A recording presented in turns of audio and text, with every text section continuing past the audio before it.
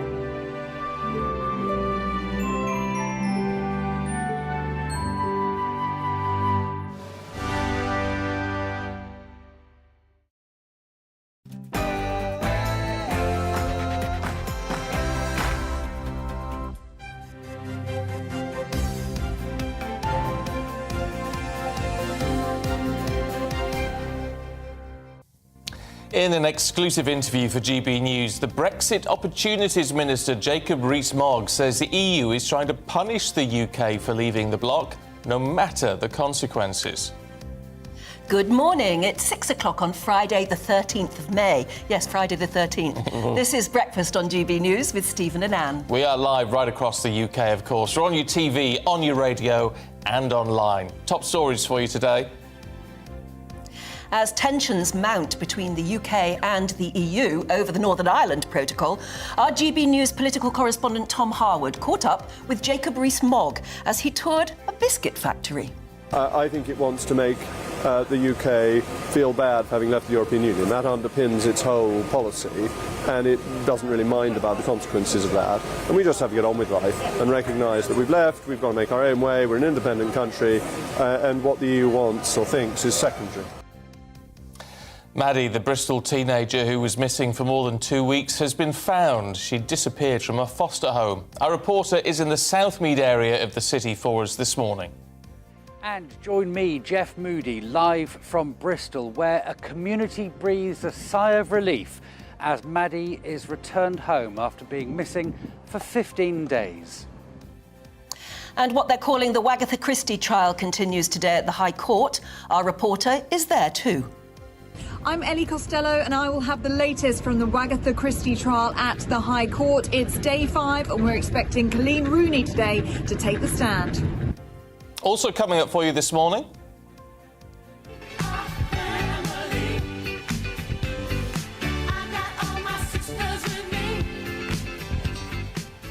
We're going to be joined by none other than Kathy Sledge of Sister Sledge. They remain one of the most defining vocal acts of our time, and Kathy's going to be telling us what it's like to perform those hits to a UK audience. We Are Family, that has to be their most famous, I suppose, doesn't it? It should be our anthem, shouldn't it? I was just thinking that, yeah, absolutely. Well, you are our family, and you can join in any of our discussions this morning by emailing us, gbviews@gbnews.uk, or tweet @gbnews.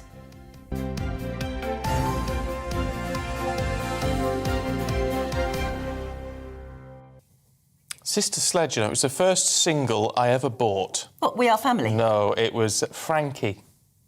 Oh, yes. They had a lot of hits. There's a lot of hits, and I don't know why I really like the tune. I must have only been about 11 or 12 or something like that, and that's the first 7-inch, if you're old enough to remember the 7 inches back in the day. 7 inches of the 7-inch... EPs? No, they were... the 7 inches were the singles. Oh, that's right, yeah. And then the EPs... Takes you back, doesn't the it? EPs were 12 inches, but you played them at a faster speed than the albums. Do you know, if you told a youngster this, they would think you were talking crazy. Yeah, they wouldn't understand it at all, would they? I remember telling one of my children that you can actually look at a vinyl record and tell the music on it. You can actually...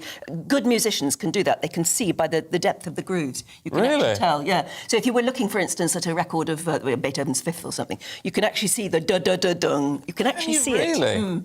Yeah. Oh. Fascinating, because it's just about the depth of the groove. That's something to try at home, isn't it, if you've got any vinyl? It's called coming back now, isn't it? My brother's all into his vinyl. I've got a vinyl. Have you? Yeah. But I must say, it's got a USB stick on the side as well. And it's easier to play something off that than actually get the vinyl out. It's a bit of a faff getting the vinyl out. Yeah. Looks pretty. I don't know if I could be bothered, but No. they say the sound quality is better, so there you go. Don't know. Anyway, we've got an exclusive interview for you now because it's it's Brexit Opportunities Minister Jacob Rees-Mogg, and he says the EU is trying to punish the UK for leaving the bloc, no matter the consequences. Yeah, during a tour of a biscuit factory with our political correspondent Tom Harwood, Mr Mogg said that it's not our business if the EU retaliates with tariffs due to the rising tensions over the Northern Ireland Protocol. Businesses like this are very dependent. They heat every biscuit for 9 minutes. So that is an enormous amount of energy that is being used. And they don't just heat that biscuit once, because the etymology of biscuit, going back to the Latin, It's twice baked. Twice baked. And I wanted to ask you about twice baked, because in 2019 Boris Johnson stood with a Brexit deal that he said was oven ready. And I wonder if this is a deal that might need to be like the biscuits in this factory, twice baked. Well, it depends, of course, what you mean by oven-ready, but very often if you have something that is oven-ready, an oven-ready turkey, you want to have the roast potatoes and the bread sauce, which need to be made homemade. And what we need is the roast potatoes and the bread sauce, and that's dealing with Northern Ireland Protocol, which the treaty itself says is subject to renegotiation. There is provision within the treaty to do that. Article 13 brackets 8. But does the EU understand that that's our position? Well, we've been making that very clear to them. If in the end they refuse to move, if they're not willing to act in good faith, then we will have to do things for ourselves. That's obviously the case. We can't accept disruption within the United Kingdom. And clearly the government is acting as if it wants to protect the Good Friday Belfast Agreement. That's something that I believe the government really does genuinely believe. But I don't think the EU believe that the government believes it's doing that. I don't think it's worth trying to work out what the EU believes, that becomes a rather philosophical question. I think it wants to make the UK feel bad for having left the European Union. That underpins its whole policy, and it doesn't really mind about the consequences of that. And we just have to get on with life and recognise that we've left, we've got to make our own way, we're an independent country, and what the EU wants or thinks is secondary. Is talking over then? Have we just sort of given up on that part? You'll have to ask the Foreign Secretary, but I think she's been saying some interesting things today, and the Paymaster General, Michael Ellis, has made a speech in Brussels today, making it pretty clear that we are, if not at the end of the road, very close to it. And I suppose next week, as we start in that week, we may well be seeing some legislation. Is the idea that we plough ahead and we try and fix this by ourselves and don't worry so much about the consequences? Some of those consequences could affect businesses not necessarily that are importing, but that are exporting, businesses potentially like factories like these. Well, to cancel the TCA, the European Union would need unanimity, and it seems to me that's a pretty high bar to get. And you have to say to the European Union, does it really want to punish its consumers at a time of rising inflation? And inflation in a lot of EU countries is higher than it is in the UK. They really want to make prices even higher for their consumers and their voters? I think that's an interesting, important question. It sounds a bit like brinkmanship, and it's a strong moral argument you're making here that clearly it would be a self-inflicted wound for the European Union to whack up tariffs to try and start a trade war, even though we might not retaliate. But it does sound like we're running these 2017 to 19 arguments all over again. Well, we can't tell the EU what to do. We have to have an idea of what it may do. And it may decide that it wants an act of self-harm. That is not under our control. But it would be a pretty silly thing for it to do. And we have to govern in our own interest, not constantly dancing around what the EU thinks or doesn't think. We've left. It's not our business anymore. Interesting, isn't it? Isn't it? And if you're wondering what biscuits they make there, malted milk.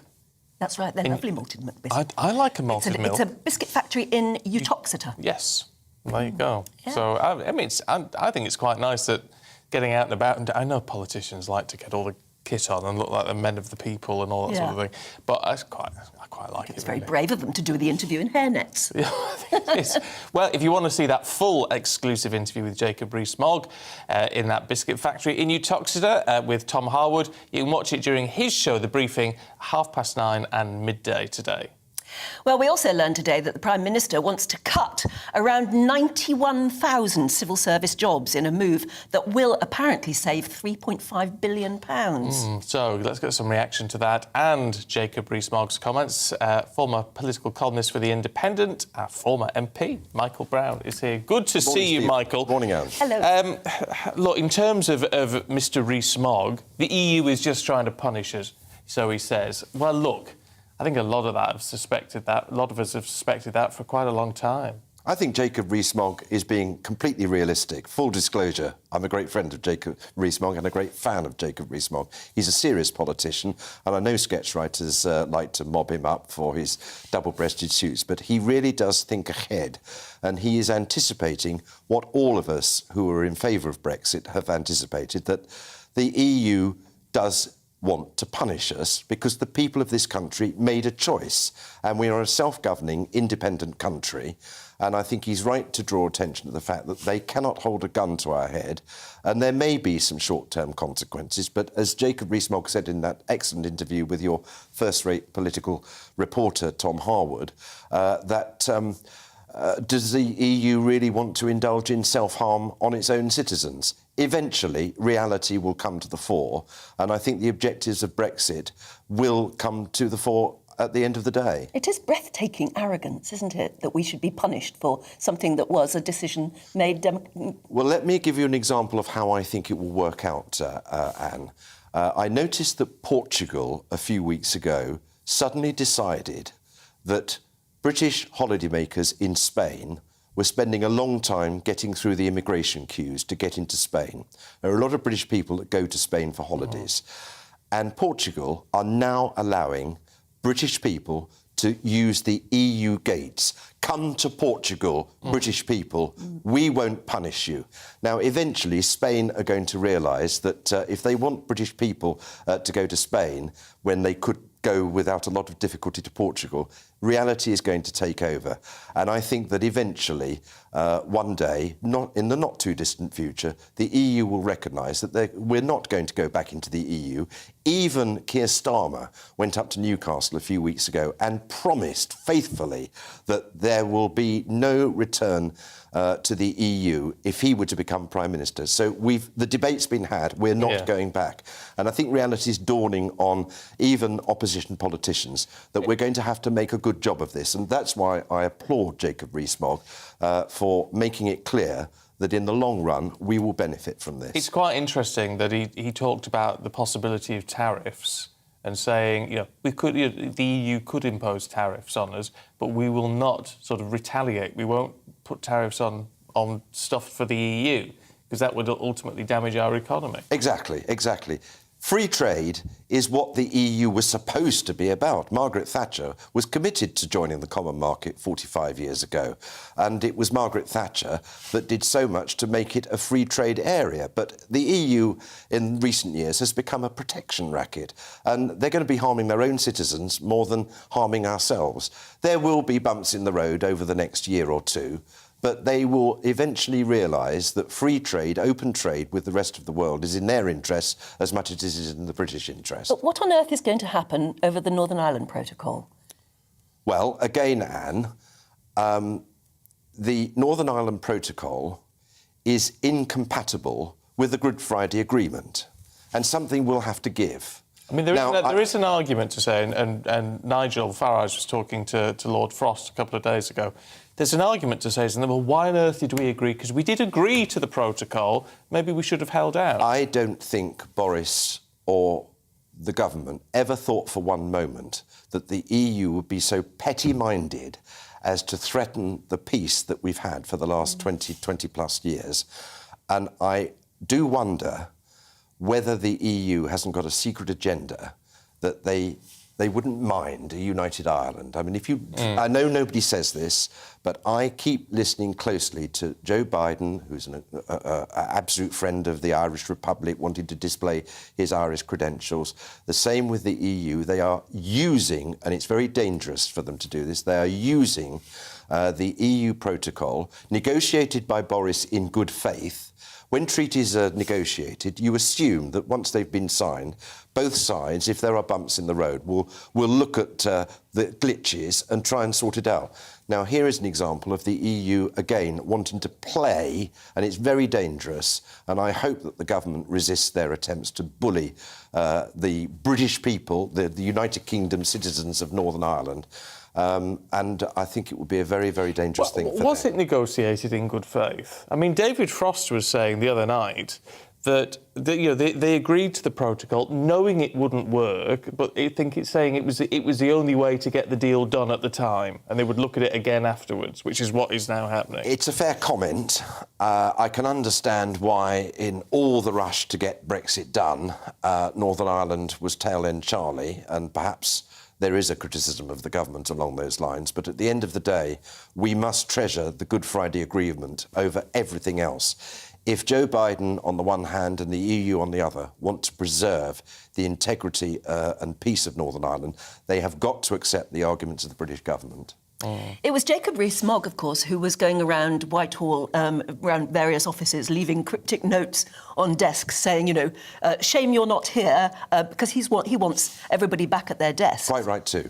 And yet it looks as though he wants them back at their desks so he can fire them. 91,000 civil service jobs to go. The civil service has grown like Topsy, Anne, over the last 2 or 3 years. It really has. I mean, Mrs Thatcher, if she's looking down upon this Conservative government, will hold up its hand, will be holding up her hands in horror, saying, for goodness sake, we need to control the growth of the state.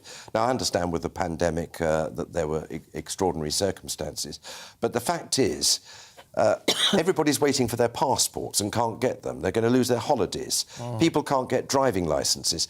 You can't work from home in many areas of the civil service. You can't. When you talk to a lady or gentleman at the passport office on the telephone and they're working from home, they haven't got passports in the drawing room to issue to the general public.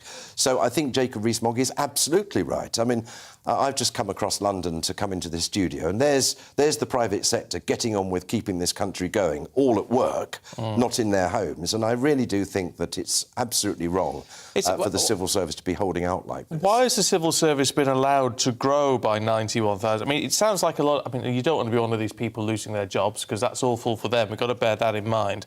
But if 91,000 civil service jobs go, that just takes us back to 2016 levels. So why have we had such an increase in the last 6 years? Exactly. I guess that the quangrocracy, if I can get that round my tongue, has ensured that there are more bureaucrats sometimes in areas like the civil service, areas like the health service, that we really do need to keep a watch on. As you rightly say, I mean, why? I'm posing the question as well, and it's quite clear that Jacob Rees-Mogg and the government are posing that question. What has happened in the last 6 or 7 years that we have got such an explosion in the public sector when everybody else has to pay these salaries? The salaries of the public sector are paid ultimately by the taxpayers and the private sector. We must never, ever forget that. Michael, as always, it's good to get your insight. Thank you very much Steve. indeed. Thank you. So let's bring you up to date with what's going on then today. As we were saying, the Prime Minister has ordered ministers to cut around 90,000 civil service jobs to free up billions of pounds to ease the cost of living with tax cuts.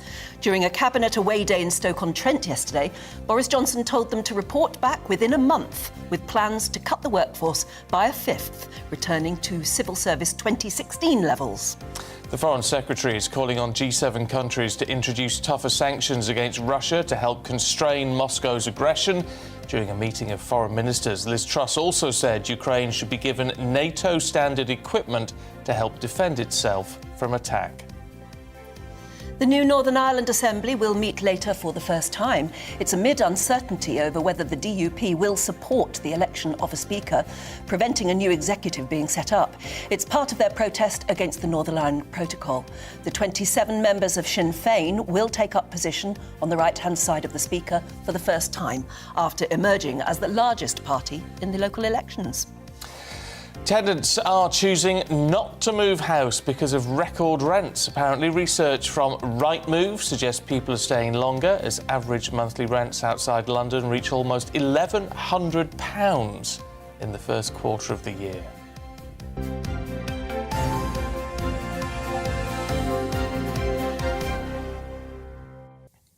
Are you feeling lucky? Are you feeling lucky today?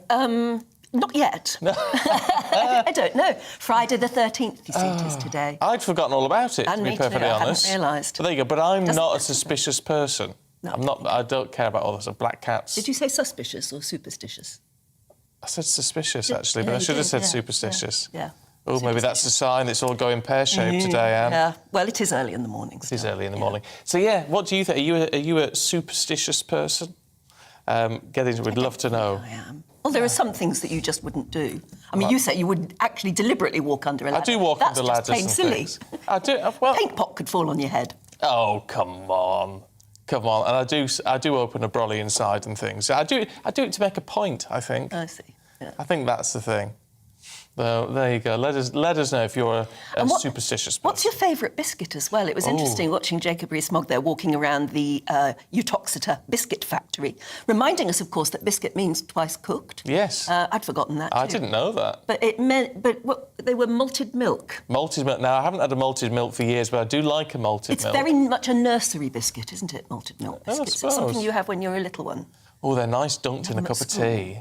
Yeah, they are. They're perfect dunkers. Yeah. Basically, I do like a custard cream, and I always get mocked. I call them Bourbon biscuits. Bourbons. Bourbons. Yeah. Everyone tells me they're Bourbons. They're too Bourbon.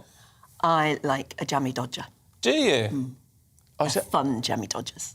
See, biscuits should be fun. It should be fun. I'm not mad keen on the jammy dodger. Oh, they're lovely. But I do, and I like those pink wafery things. Yes. You never get enough What are of they one. called? No, But they're quite nice. they're very nice. I don't know what they're called. Biscuits are lovely. What would life be without biscuits? True. Yeah, let us know your favourite biscuits. So thank you very much to Jacob Rees-Mogg for introducing us to the malted milk this morning. Malted milk, yes. Oh, we should get a pack of those in this morning. That'd be nice. Anyway, look, let's turn our attention to some pretty serious matters this morning because 3 men have been arrested on suspicion of child abduction after a missing 15-year-old girl was found by police in Bristol. Yeah, Maddie Thomas disappeared on the 26th of April after leaving her foster parents' home in Southmead in Bristol, saying she was going to the shops. Well, she's now been found by the police and her foster parents and family have been informed. Let's talk to our reporter, Jeff Moody, who's in Southmead for us this morning. So what do we know about this investigation and how she was found, Jeff? Well, we're not quite sure. The police are not saying exactly how she has been found. They're asking people not to speculate, so the details are particularly sketchy at the moment. But what we do know is that she was found at around 11:45 yesterday morning. The police announced it yesterday afternoon. Huge relief in Southmead, as you can imagine. I was here all day yesterday, and the number of people that stopped me and asked me if I knew anything, if there was any more news, and just to tell me that they're looking out for her wherever they go. I mean, it's particularly been worrying for parents, as you can imagine, parents in the area, particularly if they have teenage girls. Maddie went missing 15 days ago. She headed to the shops, didn't return. The police launched a massive investigation, knocking on doors, looking at CCTV to try and piece together her movements. They concentrated their search on her social media presence. She was very, very active online. Like a lot of teenagers, she had many different accounts, many different profiles too. Some of those in different names and some of them with different images too. So it's taken the police quite some time to piece all that social media together. And once they had done, they came to the conclusion 2 days ago that they felt she had been abducted. So the search really ratcheted up over recent days. Great news now that she's been found. But as I say, huge relief here in Southmead. But police are urging people to not speculate. They want to reunite her with her foster parents first, and then the details will come out later as to exactly what's happened. But as you say, 3 men were found at that address. They have been arrested, and they are facing questions by the police. But the great news is she is safe. OK, Jeff, thank you. Well, I mean, what a relief. Yeah, absolutely. Actually, it's very unusual, isn't it, to have a happy ending to some of the stories like that. You do sort of imagine the worst, don't you? It's that nature, but thank heavens. The foster family must be very relieved. Yeah, we're going to talk in a few minutes about the safest roads in the UK. Some roads are notorious, aren't they, for accidents. Some are safe. We'll be finding out which ones. And also about a plague of potholes. Oh, potholes. The government's trying to clamp down on utility companies, who are usually the ones who dig up and then leave a mess behind, and often causes potholes because they're not filled in properly. So we're going to discuss safety of roads and potholes. Do you have potholes where you are? They seem to be everywhere now, don't they? Wreck your car. They do wreck your car. A couple of years ago, I got 2 punctures in a fortnight from potholes. Not good enough. On the M25. Nightmare. Yeah. Anyway, we've got the weather heading your way in just a moment, then we'll talk potholes after that. Good morning, Alex Deacon here with your latest weather update. A fine day out there today for the vast majority, a bit warmer than yesterday, a bit breezy in places and actually quite windy in northern Scotland where there will be showers. A couple of sets of weather fronts just drifting in here and the isobars are squeezing together, but high pressure isn't too far away and that will bring, as I say, for most of us, a fine day, but a noticeable breeze and the strong winds in northern Scotland bringing in quite a bit of rain across the Highlands, pushing northwards across the Northern Isles, but the Central Belt probably dry, southern Scotland, Northern Ireland also dry and bright. And for England and Wales, the sunshine a little hazy this morning, but I think we'll see that high cloud disappearing and certainly most of England and Wales blue skies this afternoon.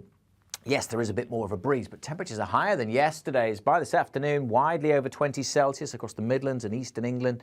23 is possible, 15 in Glasgow, so feeling a little fresher here and certainly across the far northwest with that gusty wind and a few showers, which will keep going through this evening, but for most it's dry and fine. If you're heading out with clear skies as the winds ease, it could just turn a little misty in a few spots through the early hours, so perhaps a little misty and murky first thing on Saturday morning. Certainly a colder night tonight than the one just gone, widely down to single figures and some spots not too far off freezing to start Saturday morning, but quite quickly. The sun's got some welly in it now, so that will lift the temperatures, should clear any mist and fog, and then plenty of sunny spells across the country on Saturday. Still a few showers over the Northern Isles, and notice the cloud increasing across the south. So the sunshine may be turning hazy here once more in the afternoon, but generally a warm day with temperatures in the high teens, low 20s, maybe 24, 25, somewhere around the London area. But there is the risk of thundery showers then drifting up from the south, developing across France, heading northwards on Saturday night. Still the potential for some heavy showers around on Sunday for England and Wales, but most of Scotland and Northern Ireland should be dry.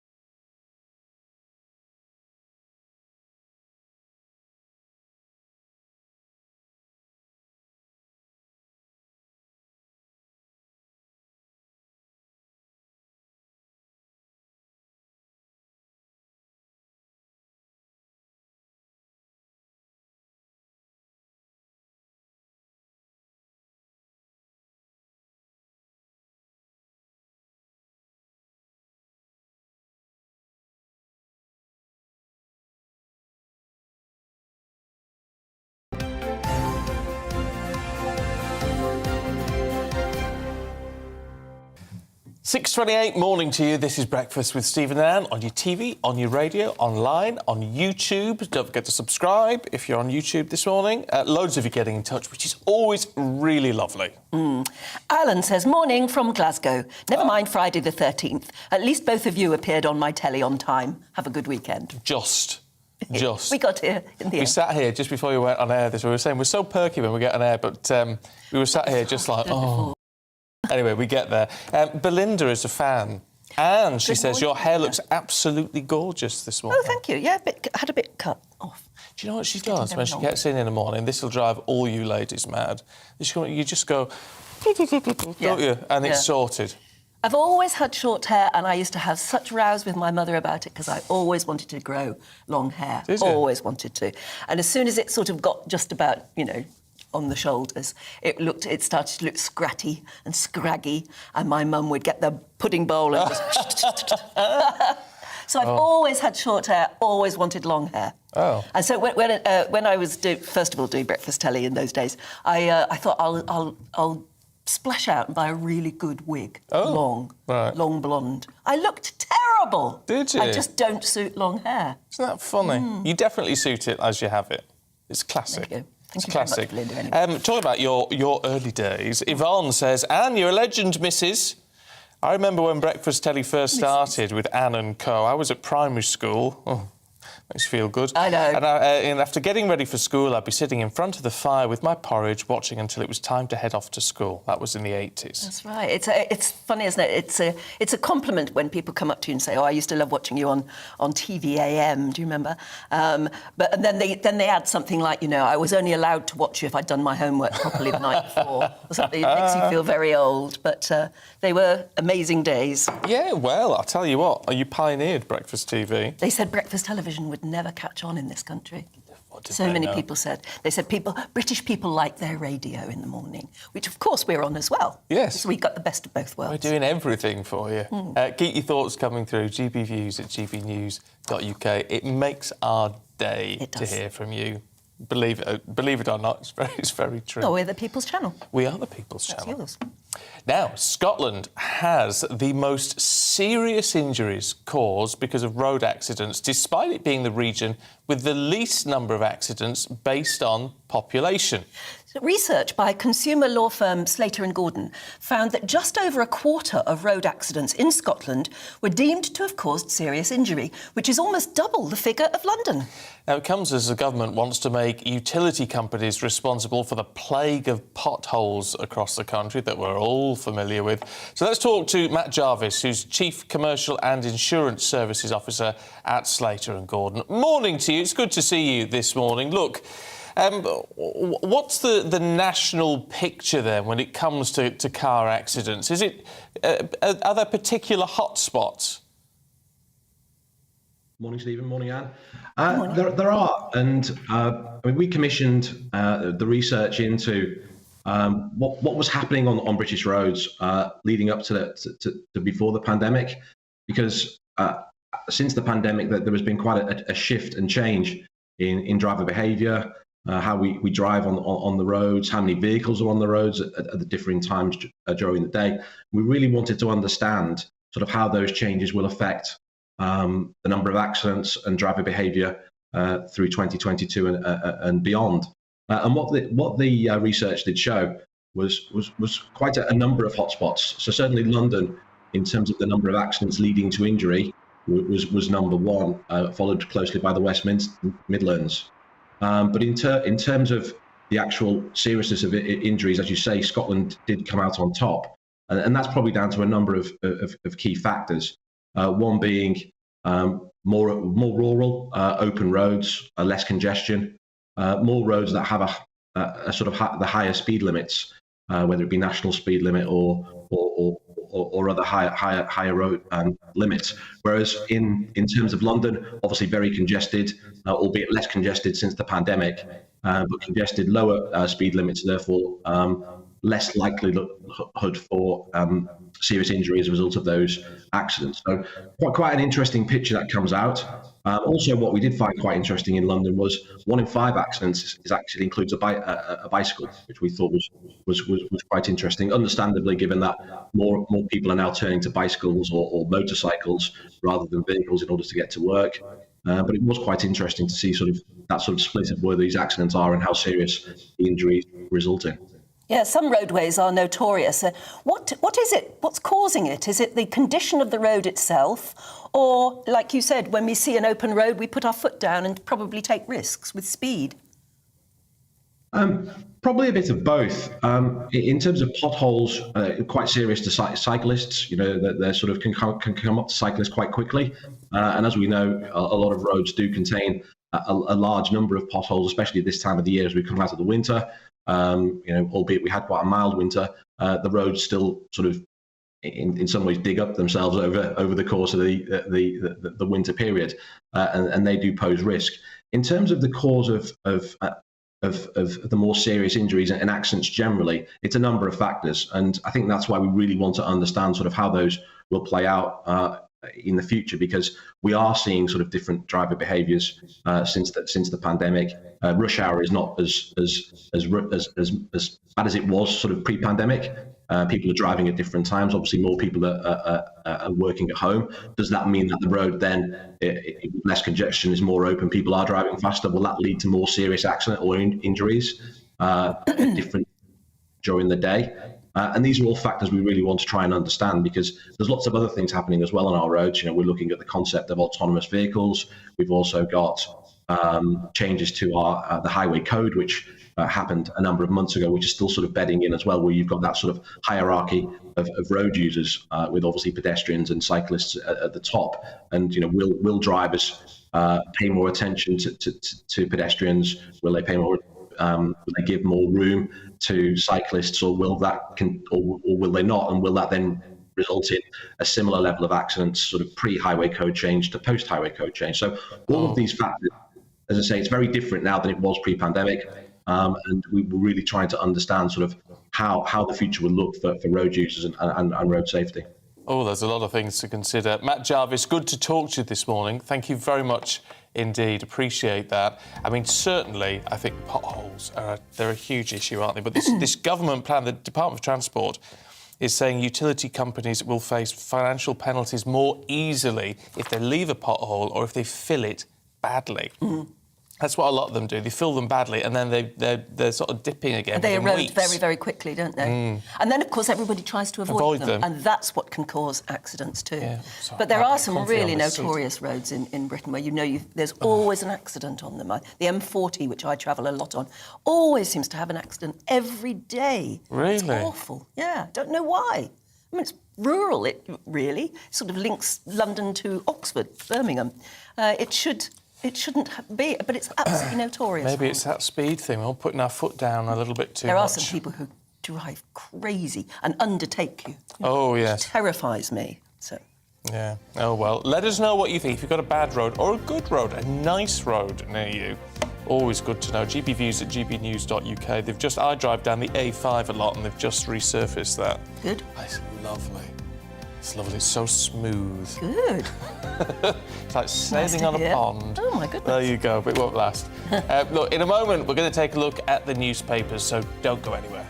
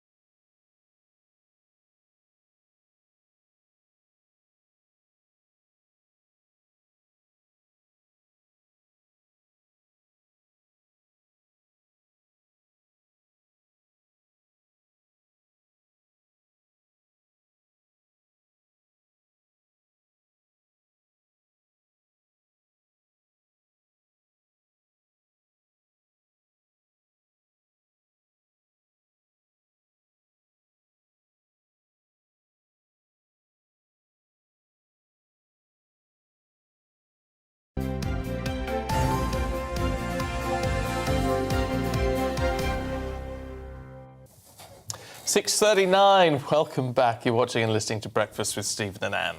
Shall we take a look at today's front pages with you? 91,000 civil service jobs will be axed as Boris Johnson has ordered ministers to slash the size of the state. The story is in the Mail and it says job numbers will apparently return to 2016 levels and almost 1 in 5 are going to lose their jobs. Defined Foreign Secretary Liz Truss says we'll rip up the border deal. The Express says Ms Truss told the EU she may have no choice because border checks between Britain and Northern Ireland were endangering the peace. Front page of The Sun, she's Dame Debs. Sun writer Deborah James has been honoured with a damehood after her heart-wrenchingly honest account of having bowel cancer. Apparently she's raised £3.6 million since Monday when she revealed she was now on end-of-life care. Keep your hair on, says The Star. The paper says the world's gone mad as a tribunal decided that calling a man baldy is sexual harassment. I mean, it's unkind, but I don't know whether it's harassment, is it? Maybe it is. Sexual harassment, though. Well, it's based on gender. I suppose you wouldn't call a woman baldy, would you, even if she was? No. Well, it would just be rude to call anyone baldy, frankly. All right, baldy. I don't know. People just laugh it off. If you're no, it's not sartorially challenged, is it? What is it when you're? I can't remember now. I know it's on the tip of my tongue. It's not sartorial. That's follically challenged. That'll do. Could be. If you are follically challenged. If you're a baldy. No, you see, you mustn't. Do you object to being called baldy? I would, if I was. It always used to be slaphead, didn't it? Oh, that's awful. That's worse, isn't it? Is it? Well, we all just laugh about it. I had my hair rearranged because I was going a bit baldy. Rearranged. So I had a bit taken out the back and shoved on the top. Yes, you did, didn't you? And it looks very good. It's fabulous. No, you can't see the stitches. If you're on the radio, you're missing a treat. You're missing a treat. Shall we go through the papers now? Joining us this morning, anthropologist Marianne Hotter and editor of Spiked Online, Tom Slater. Morning. You two. Good morning. Let's talk about these 91,000 civil service jobs that are for the chop, Marianne. This is a strange one because there is a world where 91,000 people potentially losing their jobs is a terrible story that we're all up in arms about, and yet the Mail is running this as a kind of like a gleeful hand-wringing, ha-ha, that'll, stick two fingers up at all those jobs worth people who take all our money. And you kind of think, these are real people, you know. That's what we forget. Yes. Yeah. And that means 91,000 people are going to be told. They're waking up this morning and around their breakfast tables, they're going, oh, hang on a minute, because let's also not forget that those people aren't all earning 200 grand a year and going on 5 different exotic holidays. Quite a few people are working hard for the money that they earn, just a kind of pretty average salary, and going, oh, the cost of living crisis is hitting them as well, and now they're worried about losing their jobs. But it's how you need to... I mean, this is not a story that people are viewing as an individual story. It's a story that we're looking at through the light of the government is reducing the size of the state, which, let's be honest, probably needs to be done. So it's how you view it. The question is, does it need to be done? Because it's sort of become this kind of political weaponising that your interviewee earlier, who was sort of, on the side of Jacob Rees-Mogg, who a few weeks ago had, gone round this empty office and written snide little messages to people, saying, oh, I hope you'll be coming to work soon. And I just think it's a strange world that we live in where it's become so polarised that we can't actually hold the idea in our minds that you can work from home and genuinely be doing proper, good, important work and do your job well. Of course, there are certain jobs where you need to be in the same space as someone, you need to be logged on to that secure internet infrastructure or whatever it is. Tom and I were discussing earlier, no, of course, it's not appropriate that when you're trying to deal with the crisis of the Afghanistan botched withdrawal, you don't want a senior official to be dialing it in from holiday. You don't want the government minister to be going, oh, I'll just deal with it in between going to the pool and going to the beach. Some people deal with working from home very well.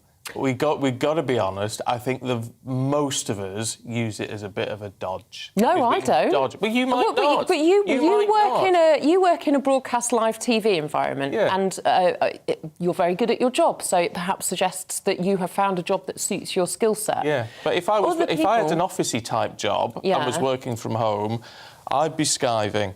Well, I mean, I'll be honest, I would be skiving. But I think that's just really unfair, because for some people, it's actually a really fantastic way of being very efficient and getting your job done and not wasting that time of going into an office for no reason. When you go, actually, that gives me half an hour to take my kids to school, half an hour to... But be a little bit more healthy. Half an hour to think about the work that I do. If it's grown too fat and there are 91,000 people who are unnecessarily employed and paid, then surely it makes sense to get rid of Well, that's the question. Jobs, doesn't it? Are they unnecessary, or has Jacob Rees-Mogg just decided because he wants something to deflect from the fact that... the government is in disarray, the fact that Northern Ireland is imploding, which is a really serious issue, and actually he's just like, throw the little hand grenade in, everyone can get up in arms about a bunch of civil servants. They're just, it's an easy target. It's clearly an issue because the fact that the size of the state is swollen during COVID as well, and that's something which you have to ask yourself. Generally speaking, I'm quite relaxed about the size of the state, depending on how efficient it's being and how much it's actually getting in people's way, rather than actually delivering those services and all the rest of it. But it's quite clear at the moment, you talk about the chaos with the passports, all these different areas, from like the high offices of the civil service in the state down to the kind of more local, simple kind of bread and butter delivery level. Things really aren't working. So I don't think we should be against the shake-up in and of itself. But as we were talking about at the beginning, this is people's jobs at the end of the day, which is something that we've always got to have. I just sort of think, and I'm not trying to clump everyone into one group particularly, but I sort of think it's the people who are going to say, why cut down on this? Why stop working from home and all the rest of it? Are probably the same people who are saying, we need to invest more money in the high streets. We need to keep the high streets. The very places that are going to be suffering because people are working from home. We can't have it all. But I think that's yes, we should have thriving town centres, because we should have places where communities physically come together.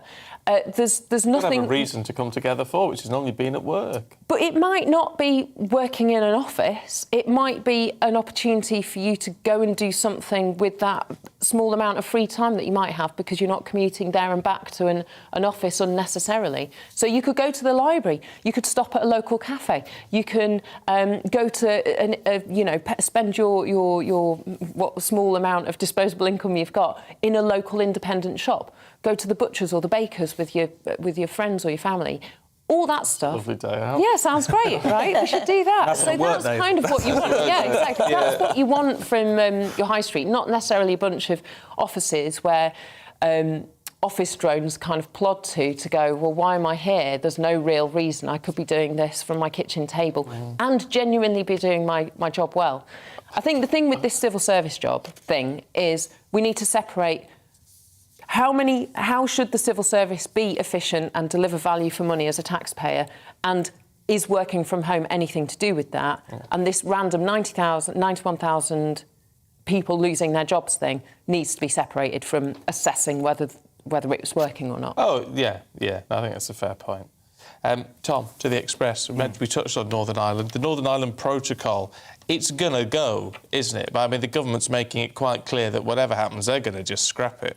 Well, they want the EU to negotiate properly. That's what a lot of this sabre-rattling is about. It's not an empty threat. They want to prioritise, as they see it, the Belfast Agreement and just the integrity of the United Kingdom. Wherever you stand on the Brexit wars, surely everyone realises that it's unacceptable for the EU to carve up UK territory for the sake of trying to keep things on the go. And also, it's quite clear that her opposite number, Maros Sefcovic, she doesn't even have the mandate to negotiate this properly. The British side have put out proposals last summer trying to suggest about ways that, again, more flexibility could be introduced to try and lower the burden of that checks. 20% of all the EU's external customs checks are taking place in relation to Northern Ireland at the moment. It's like 0.5% of the EU population in terms of customs territory. This is obviously not working. And whilst I think it's easy for people to caricature the government as kind of sabre-rattling over this, just trying to get the vote leave bandwagon back on the road when they're struggling, I think they're serious about this because it's a fundamental issue of sovereignty, which has been left as a kind of open wound in the Brexit negotiations. Yes, that was a deal that they signed, but they signed it under very difficult circumstances. We all know that's the truth. Absolutely. Fundamentally, it was kind of baked into the issue of Brexit, though, wasn't it? I mean, there was never going to be an easy way to say we're going to draw a line, but we don't want to draw a line down the Irish Sea and leave Northern Ireland on the wrong side, as it were. But neither do we want a hard border in the land of Ireland. And you go, oh, OK, well, what are you going to do then? And we had that conversation back in 2016, and no one came up with a good answer because there is no good answer. It should have been talked about in parallel. This was Theresa May's great mistake. She allowed the EU to set up this ratchet which say, we want you to settle the border question before we talk about the trade deal. Whereas the trade deal is how you settle the border question, and what arrangements are going to be in place. And a lot of things have been set in train since that. I think the idea that we can do no better than this is just ridiculous. It's a sorry state of affairs, but we need to do something about it, of course. OK. Well, look, we're out of time. But it's been a good old chinwag over two big issues. Those are the two big stories. They are. Yeah, they're meaty and they're less fun than Wagatha Christie, but they are more important. I totally agree. Look, Mary-Anne, Tom, thank you. We'll catch up with you a little bit later on. Absolutely. Right, well, it's now time for On Your Doorstep. So this is a part of the programme where we come right to your front door to find out what you're thinking about what on earth is going on in the world today. Our East Midlands reporter Will Hollis is out and about today in Melton Mowbray, home of the pork pie. Hello there, Will. Good morning. Yes, of all the places that I like to go to for On Your Doorstep, of all the communities that I like to visit, anywhere where I can get a little snack along the way is a real big bonus. Hopefully later we'll be able to find somewhere in the town where they will supply me with a pork pie, maybe a little bit of Stilton cheese, depends how I'm feeling. It is Friday, of course, but until then we're out on the doorsteps. People here in Melton Mowbray, well, their views matter here in Leicestershire, in this corner of the world. It's about 30,000 people that get to call this place home. Whenever we do this, we go out onto the streets, we see where people are, and there was a gentleman that was looking out of his window, and I thought, do you know what, let's see if he'll let us in and actually talk to him on his doorstep. It's a really nice little residential area. It's maybe about a mile or so away from the main Melton Mowbray town, and hopefully this chap is going to actually let us in and speak to him about the day's news. Let's see if... Oh, he's got a proper knocker as well. Let's see that.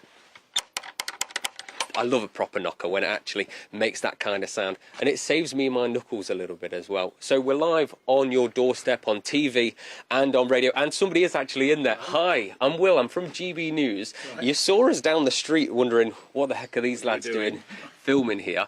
Can we talk to you about the day's news on your doorstep? Certainly, yes. Come out here, let's get you out here where it's a little bit lighter. We're in Melton Mowbray because we love pork pies, but we also love hearing regular people's views.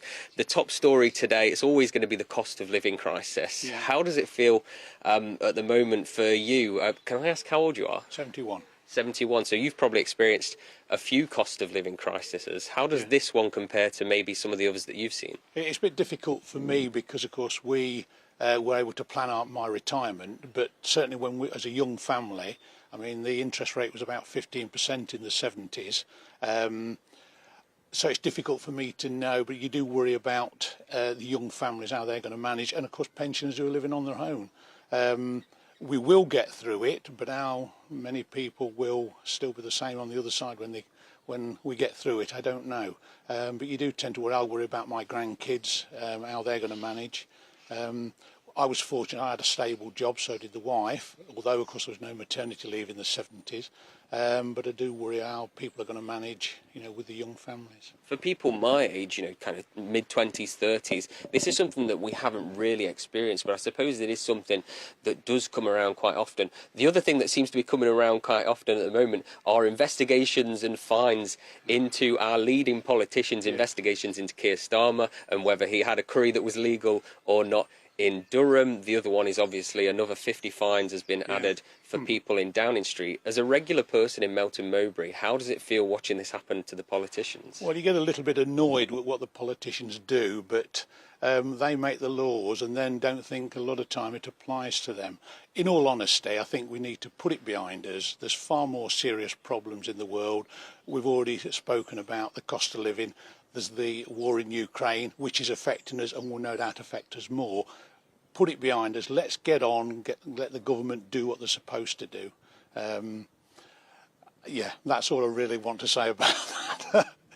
I think the thing is, they are big issues, the cost of living, the Ukraine crisis, but what GB News is about getting onto doorsteps and hearing local people what matters to them, and often the biggest issues for them are what's going on in their local area, in their town, what's going on in Melton Mowbray, what's making people happy but also bugging people a little bit. Well, I mean, Melton's a nice little town to live in, a nice rural town.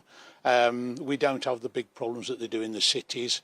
We have the smaller problems, transport, parking, which is the same in all market towns, empty shops. The council here, market days are a busy day in Melton. We've got the cattle market.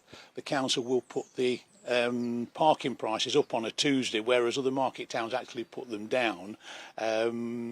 They obviously got reasons for doing that, but it does seem to have an adverse effect. The market is wilting a little bit.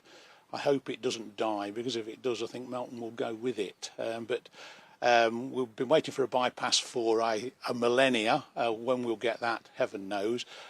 Taking all that into account, Melton's still a nice little place to live in, and you can see the area. There's the country park quite close by. We're okay. So not too many complaints that probably other people have got. Melton Mowbray, it's a national name, it's a national brand, the pork pie. Just really quickly, are you a pork pie fan, or are you somebody that I don't want to look at pork pies because I've seen them for my whole life? Oh no, I'm a pork pie fan. I eat pork pies, I eat Stilton cheese, especially at Christmas. I must have my Stilton cheese at Christmas.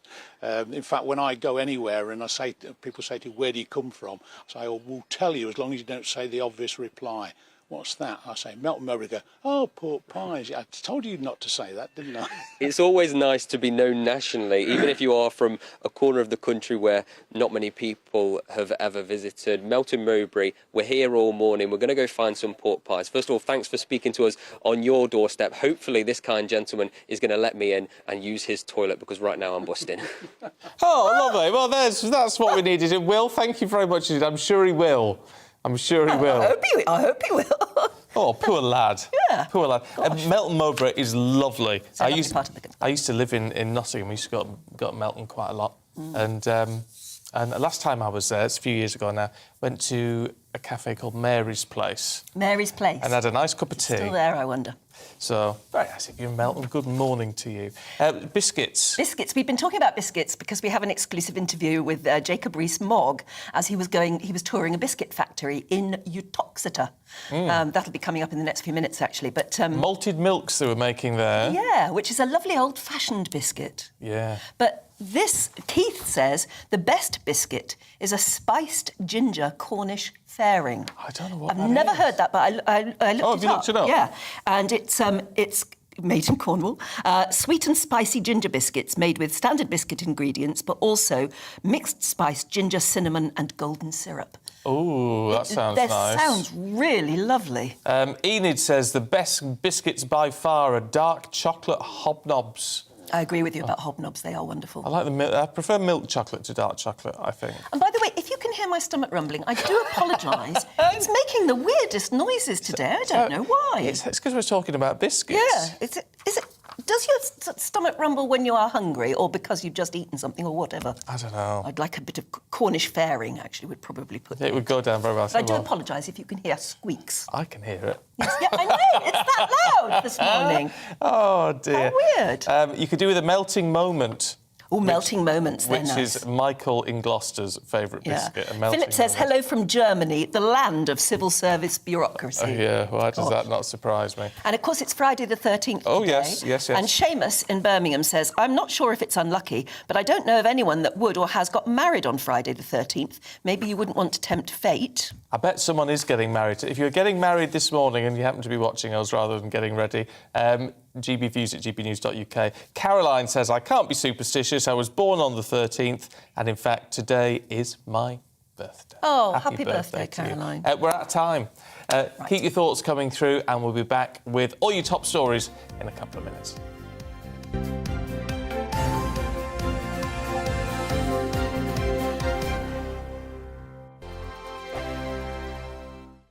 Every morning from 6 o'clock, we'll wake you up with GB News Breakfast with all the stories you didn't know from the night before. So whether it's serious news, entertainment, or your own views from all over our great nation, we're here to kick off your day with a smile. The national media should be reflecting and reporting what's happening here. You will notice the northwestern accents. Whether you're with us on TV, radio, or online, every morning, it's breakfast from 6 a.m. Hope you can join us. On radio, they call it the drive time slot, 4 p.m. until 6 p.m. as listeners head home. It's that part of the schedule when the dust of the day's events begin to clarify, and we try to make sense of it for you. Brazier is drive time for radio and TV. It's fast, it's punchy, it's opinionated, there's a Brazier angle, and a little bit of levity. That's the question. That's two questions, actually. That's Brazier, Monday to Thursday, 4 till 6 on GB News. Hello, I'm Michelle Dewberry, and you can join me every weekday 6 till 7 on Jubes and Kerr. Me and my panel will get stuck right into the day's events, and I can tell you, in fact, I can warn you, expect some robust debates, some strong opinions and perspectives from both sides of the fence. It's about you at home as well. I love to read out all of your comments, or at least as many as I can. So join me, Michelle Dewberry, Monday to Friday, 6 till 7 on Jubes and Kerr. I'm Dan Wootton. Join me Monday to Thursday from 9 to 11 for the feistiest and most fun news debate on TV, where free speech reigns. I'll bring you a sharp take on the day's biggest stories, bombshell newsmaker interviews, and A-list guests. And I guarantee you, no spin, no bias, no censorship, and no reason to go to bed. That's Dan Wootton tonight, Monday to Thursdays from 9 on GB News.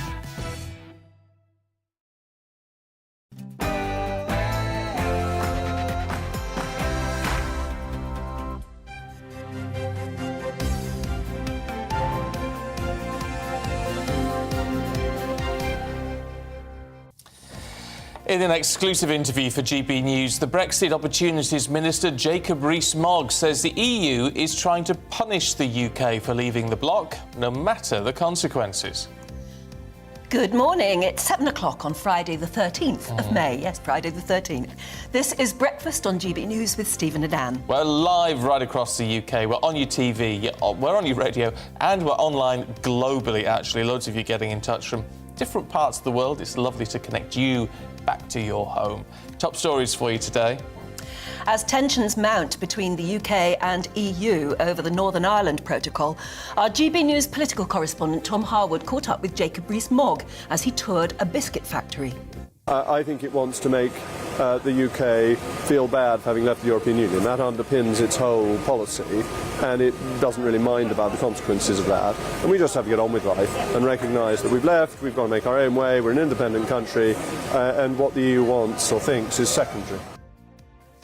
Maddie, the Bristol teenager who was missing for more than 2 weeks, is found after disappearing from a foster home. Our reporter is in the Southmead area of the city for us with the very latest. And join me, Jeff Moody, live from Bristol, where a community breathes a sigh of relief as Maddie is returned home after being missing for 15 days.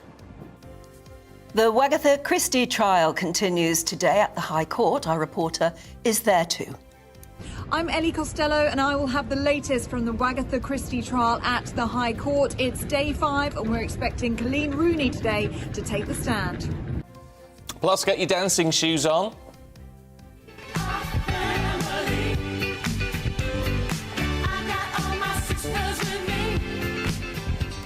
Coming up, we're going to be joined by none other than Kathy Sledge of Sister Sledge. They remain one of the most defining vocal acts of our time, and Kathy's going to be here to tell us what it's like to perform back in the UK. It must be wonderful to have written such a well-known song that gets played over and over and over again, because don't you go, ka-ching, they get paid every single time it ever gets played. Yeah. Nice. Do we write the tune? Yeah, yeah. Just wish I could have written a tune a few years ago. Anyway, you can join in any of our discussions by emailing gbviews at gbnews.uk or tweet at gbnews.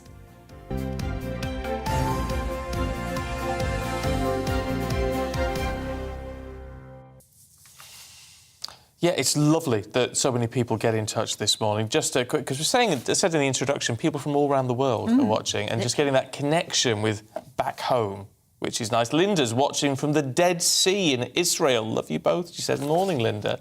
And Alan and Val say, hi, Alan and Val here from New Zealand. Still hooked on your show. Love the coverage of news in the UK. It's lovely that we can sort of connect you back to your homeland a little bit. And Linda, do you float? Do you go in the Dead Sea and float? Yeah, I'd love to do that. Yeah. Never Brilliant. done it. One day. Yeah. Have you done it? Yeah, you're literally just buoyant, it's fantastic. Wow. Amazing feeling. Yeah. One day I shall do that. Now, let's have a look at our main news this morning. In an exclusive interview for GBNews, the Brexit Opportunities Minister, Jacob Rees-Mogg, says the EU is trying to punish the UK for leaving the bloc, no matter the consequences. During a tour of a biscuit factory with our political correspondent, Tom Harwood, Jacob Rees-Mogg said that it's not our business if the EU retaliates with tariffs due to the rising tensions over the Northern Ireland Protocol. Businesses like this are very dependent. They heat every biscuit for 9 minutes. So that is an enormous amount of energy that is being used. And they don't just heat that biscuit once, because the etymology of biscuit, going back to the Latin, it's twice baked. Twice baked. And I wanted to ask you about twice baked, because in 2019, Boris Johnson stood with a Brexit deal that he said was oven ready. And I wonder if this is a deal that might need to be like the biscuits in this factory, twice baked. Well, it depends, of course, what you mean by oven-ready, but very often if you have something that is oven-ready, an oven-ready turkey, you want to have the roast potatoes and the bread sauce, which need to be made homemade. And what we need is the roast potatoes and the bread sauce, and that's dealing with Northern Ireland Protocol, which the treaty itself says is subject to renegotiation. There is provision within the treaty to do that. Article 13, brackets 8. But does the EU understand that that's our position? Well, we've been making that very clear to them. If in the end they refuse to move, if they're not willing to act in good faith, then we will have to do things for ourselves. That's obviously the case. We can't accept disruption within the United Kingdom. And clearly the government is acting as if it wants to protect the Good Friday Belfast Agreement. That's something that I believe the government really does genuinely believe. But I don't think the EU believe that the government believes it's doing that. I don't think it's worth trying to work out what the EU believes, that becomes a rather philosophical question. I think it wants to make the UK feel bad for having left the European Union. That underpins its whole policy, and it doesn't really mind about the consequences of that. And we just have to get on with life and recognise that we've left, we've got to make our own way, we're an independent country, and what the EU wants or thinks is secondary. Is talking over then? Have we just sort of given up on that part? You'll have to ask the Foreign Secretary, but I think she's been saying some interesting things today, and the Paymaster General, Michael Ellis, has made a speech in Brussels today, making it pretty clear that we are, if not at the end of the road, very close to it. And I suppose next week, as we start in that week, we may well be seeing some legislation. Is the idea that we plough ahead and we try and fix this by ourselves and don't worry so much about the consequences? Some of those consequences could affect businesses not necessarily that are importing, but that are exporting, businesses potentially like factories like these. Well, to cancel the TCA, the European Union would need unanimity, and it seems to me that's a pretty high bar to get. And you have to say to the European Union, does it really want to punish its consumers at a time of rising inflation? And inflation in a lot of EU countries is higher than it is in the UK. They really want to make prices even higher for their consumers and their voters? I think that's an interesting, important question. It sounds a bit like brinkmanship, and it's a strong moral argument you're making here that clearly it would be a self-inflicted wound for the European Union to whack up tariffs to try and start a trade war, even though we might not retaliate. But it does sound like we're running these 2017 to 19 arguments all over again. Well, we can't tell the EU what to do. We have to have an idea of what it may do. And it may decide that it wants an act of self-harm. That is not under our control. But it would be a pretty silly thing for it to do. And we have to govern in our own interest, not constantly dancing around what the EU thinks or doesn't think. We've left. It's not our business anymore. There you are. And just for those of you who are listening on the radio, both Tom and Jacob Rees-Mogg looking very fetching in hairnets. Hairnets, That's what you always have to wear when you go around a biscuit factory. You do. That one's in Uttoxeter, actually, where they make malted milk. And you can catch the full exclusive interview with Jacob Rees-Mogg touring that biscuit factory with Tom Harwood during his show. That's The Briefing at 9:30 and at midday. In the meantime, let's talk to political commentator Albie Amankona, who's in the studio. Morning to you. Good morning. Look, what do you make of what Jacob Rees-Mogg has had to say? I mean, Europe would come back and say, no, we're trying to do the best for the community, for their community. We're trying to do the best for Ireland, and we're doing what is necessary.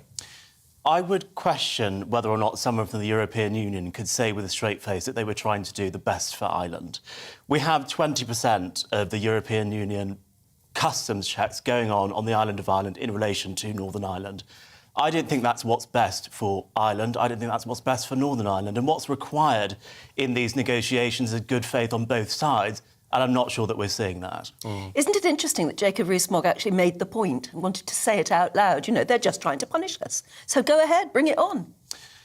I mean, that is certainly an argument. If you think of the European Union as a political union that wants to maintain its future, of course it wants to try and stop any members from leaving again, for example. So it's in their interest to try and make this process as difficult as possible, which comes back to my initial point about good faith. In order to get to a positive outcome, there needs to be good faith on both sides, and I'm not sure that we're seeing that. That's going to be very difficult, isn't it, in the sense that since Angela Merkel stood down and has been replaced and Macron has been re-elected, Macron is now the strongest voice within the EU, isn't he? And he is very much anti-British, so it would seem. I mean, the French being anti-British isn't exactly a new phenomenon. That's been going on for hundreds of years. But one thing that I think is quite interesting... But that was tempered, though, by Angela Merkel, wasn't it? She was much more pragmatic. But if I just come back to my point, which is what I was going to say, is what was quite interesting is, of course, earlier on this week, we had Emmanuel Macron come out and talk about potentially an outer political union which was separate from the European Union, but some sort of mechanism that the countries like the United Kingdom could be part of, the Ukraine could be part of. So it's not just about being anti-British. I do think people are trying to find mechanisms for better relations, but the Franco-British relationship has always been a fraught one. I don't think that's going to change anytime soon. Well, as we said, we're going to be playing that interview with Jacob Rees-Mogg, the full interview, a bit later on at about 9:30. But just while we're talking about him, what do you think of the fact that he is also calling for 91,000 jobs to go from the civil service? I think calling for job cuts is always going to be a very difficult time for the people that may be affected by 1/5 of the civil service being cut. But I think many Conservatives, and myself included, would be saying that, look, it's quite actually good to start hearing a Conservative politician talk about reducing the size of the state, which is what he is essentially proposing with this 91,000 civil service jobs cut. And we're living in the middle of a cost of living crisis. Money's got to be found from somewhere. If reducing public spending can then go into measures to help with the cost of living crisis, I think that's a good thing. OK, Albie, good to talk to you, as always. Thank you very much indeed. Love your thoughts on that as well, of course. Yes, GBNews at gbnews.uk. Sarah got in touch. She said, my mum has worked in the civil service for 40 years. Every other year they make redundant a whole load of experienced workers and then recruit new ones again about 2 years later when they can't cope with the load or somebody has a new idea. Yeah. Isn't it always the way? Yeah. But 91,000, it's a lot of people to lose. Guess what type of jobs they're doing. I don't know. Let us know if you're affected by that. We'd love to hear from you this morning. Let's bring you up to date at 12 minutes past 7. And the Foreign Secretary is calling on G7 countries to introduce tougher sanctions against Russia to help constrain Moscow's aggression. During a meeting of foreign ministers, Liz Truss also said Ukraine should be given NATO-standard equipment to help defend itself from attack. The European Council President is warning global security is under threat from Russia's invasion of Ukraine and North Korea's recent missile test. Charles Michel is visiting the first city to suffer an atomic bombing, Hiroshima, in Japan. He says the nuclear memorial city is a stark reminder of the urgency to strengthen international rules for arms control. Tenants are choosing not to move because of record rents. Research from Rightmove suggests people are staying longer as average monthly rents outside London reached almost £1,100 in the first quarter of this year.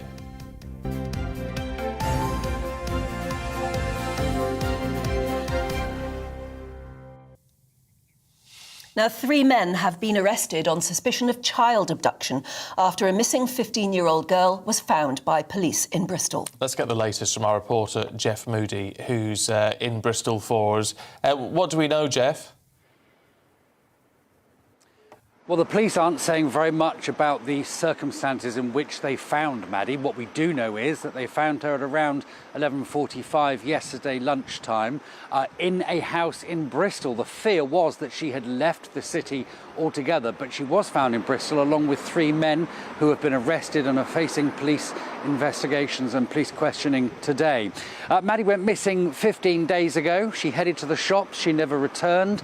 Police launched a huge investigation, going door to door, looking at CCTV cameras and particularly analysing her online presence. She had lots of different online accounts. They had to piece all those together to try and work out her state of mind, and they came to the conclusion 2 days ago that they felt she had been abducted. Obviously, huge news here in South Mead in Bristol. People were stopping me on the street all day yesterday to ask me about it, to see whether I knew anything more. People looking everywhere. Obviously, a lot of worry for parents, particularly parents of teenage girls. But the good news is she has been found. Police are saying let's not speculate at the moment as to what might have happened to her, but all we do know at the moment is that she's due to be reunited with her foster parents and she is safe. OK, Jeff, thank you very much indeed. And that's the most important thing. At least she is safe. It is. It certainly is. Look, loads of you getting in touch this morning. And on a lighter note, because we're talking about Jacob Rees-Mogg's in that biscuit factory in New Toxteth, where they make malted milk, which are, like nice. I was saying, sort of nursery biscuits. They're the ones you get when you're little. They're very comforting, aren't they? Yeah, they're lovely. I like a bit of that. And Laz in Colleton says, is it considered acceptable to dunk biscuits in coffee, or is it strictly a tea thing? Just wondered. No, it's fine. Yeah, absolutely. Absolutely fine. A digestive in a coffee is very perfect. Nice. Yeah. Very and nice. we've had a lovely picture of Abernathy biscuits sent in. That's from Mark. This is our favourite in Scotland, Simmer's Abernathy. They might be difficult to find in England. Love the show. I've never heard of it. It says on the thing, light crumbly Scottish biscuits which melt in the mouth. Yes. So that sounds very nice.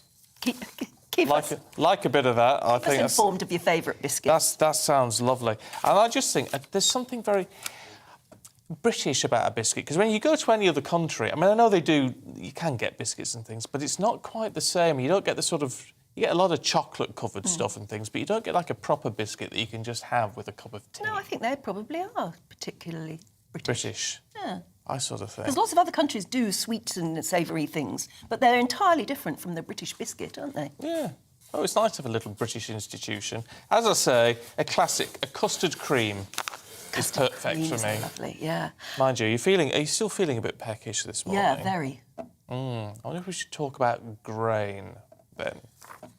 Because yes. We know there's a grain issue. It's all down to the war in Ukraine, and Russia's blockade of the grain exports from Ukraine is increasingly concerning. It is one of the world's major suppliers, and it could lead to shortages and price rises. Yeah, so much so the G7 is going to discuss urgent measures to deal with the crisis, including trying to open up routes through Romania and Baltic ports. And one product that could be affected is cake, which is not good.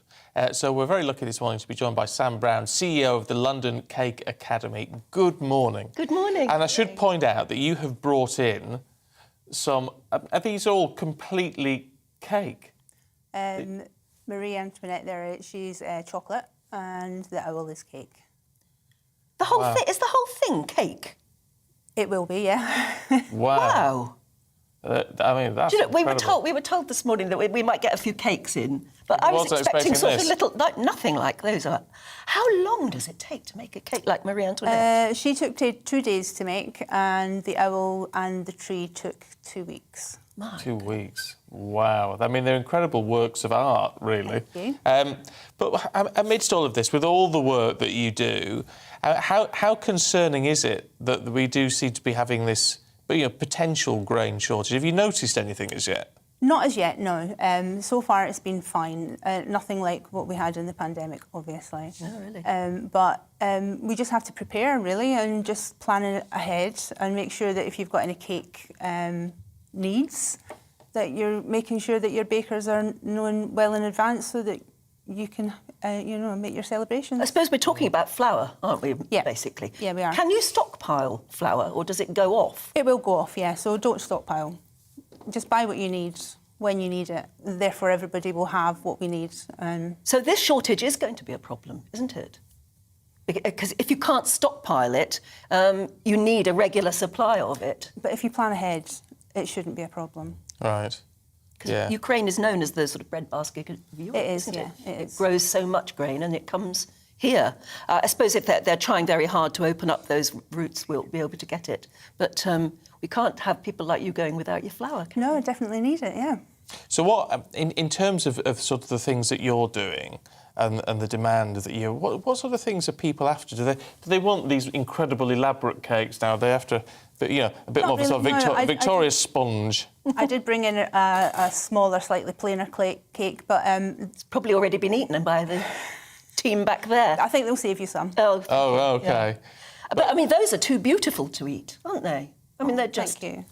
They're you wouldn't want to stick a knife through those, would you? No, that's what they're there for. Well, I know, but that's upsetting, really. Have you got a knife with you?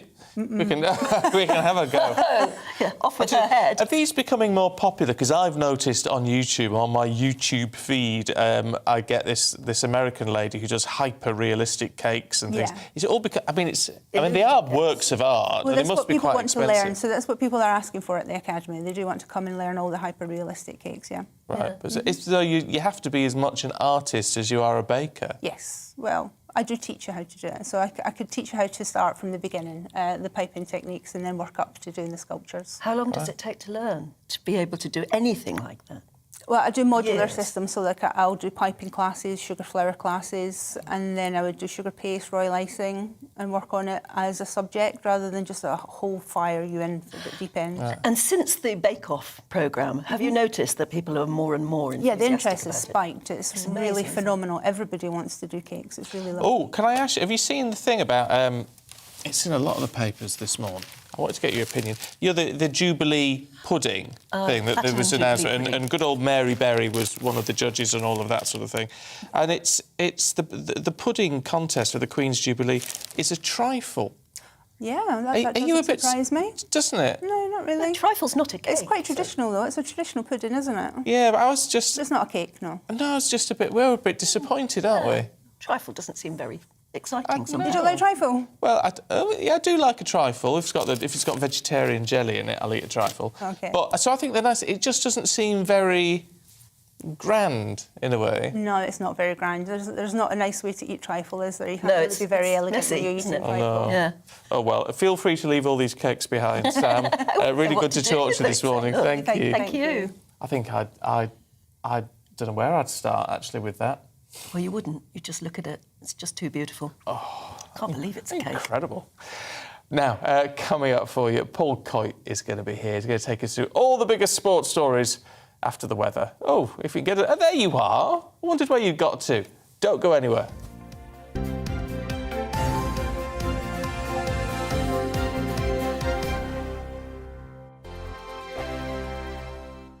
Every morning from 6 o'clock, we'll wake you up with GB News Breakfast with all the stories you didn't know from the night before. So whether it's serious news, entertainment, or your own news from all over our great nation, we're here to kick off your day with a smile. And the national media should be reflecting and reporting what's happening here. You will notice the northwestern accents. Whether you're with us on TV, radio, or online, every morning, it's breakfast from 6 a.m. Hope you can join us.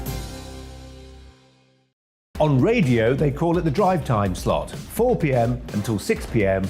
as listeners head home. It's that part of the schedule when the dust of the day's events begin to clarify, and we try to make sense of it for you. Brazier is drive time for radio and TV. It's fast, it's punchy, it's opinionated, there's a Brazier angle and a little bit of levity. That's the question. That's two questions, actually. That's Brazier, Monday to Thursday, 4 till 6 on GB News. Hello, I'm Michelle Dewberry, and you can join me every weekday 6 till 7 on Jubes and Kerr. Me and my panel will get stuck right into the day's events, and I can tell you, in fact, I can warn you, expect some robust debates, some strong opinions and perspectives from both sides of the fence. It's about you at home as well. I love to read out all of your comments, or at least as many as I can. So join me, Michelle Dewberry, Monday to Friday, 6 till 7 on Jubes and Kerr. I'm Dan Wootton. Join me Monday to Thursday from 9 to 11 for the feistiest and most fun news debate on TV, where free speech reigns. I'll bring you a sharp take on the day's biggest stories, bombshell newsmaker interviews, and A-list guests. And I guarantee you, no spin, no bias, no censorship, and no reason to go to bed. That's Dan Wootton Tonight, Monday to Thursdays from 9 on GB News.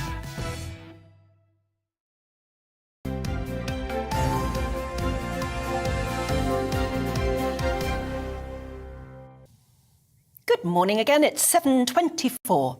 Now, when commenting on the cost of living crisis, the Shadow Secretary of State for Scotland, Ian Murray, recently said that Tories are arrogant and out of touch, and the SNP only care for the independence fight. Well, let's talk to the man himself, who joins us now from Westminster. Good to see you this morning. Look, I mean, I don't want to sound too harsh, but instead of criticising other people, why don't you come up with some proper ideas as to how we can tackle the problem?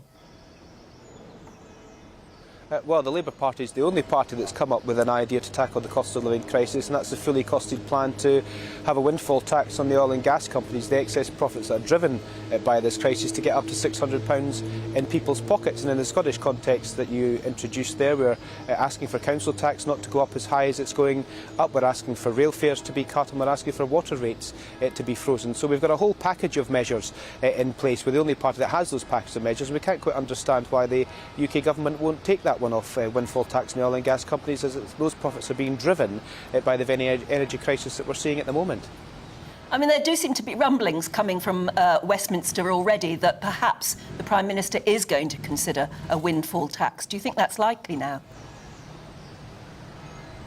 Well, I don't think it is likely. What the Prime Minister has done is ask his Cabinet to come up with ideas, and the two things they seem to have come up with so far is not MOTing your car every year, but doing it every 2 years, and cutting 90,000 staff from the civil service. If that is the ideas that they have to try and deal with the cost of living crisis, which is very real now and engulfing the country, then they are out of touch, and they are arrogant to the needs of the public in terms of them opening those energy bills and seeing the huge hikes, and of course opening their pay slips and seeing their tax going up, which was a decision by this Chancellor to do on the 1st of April.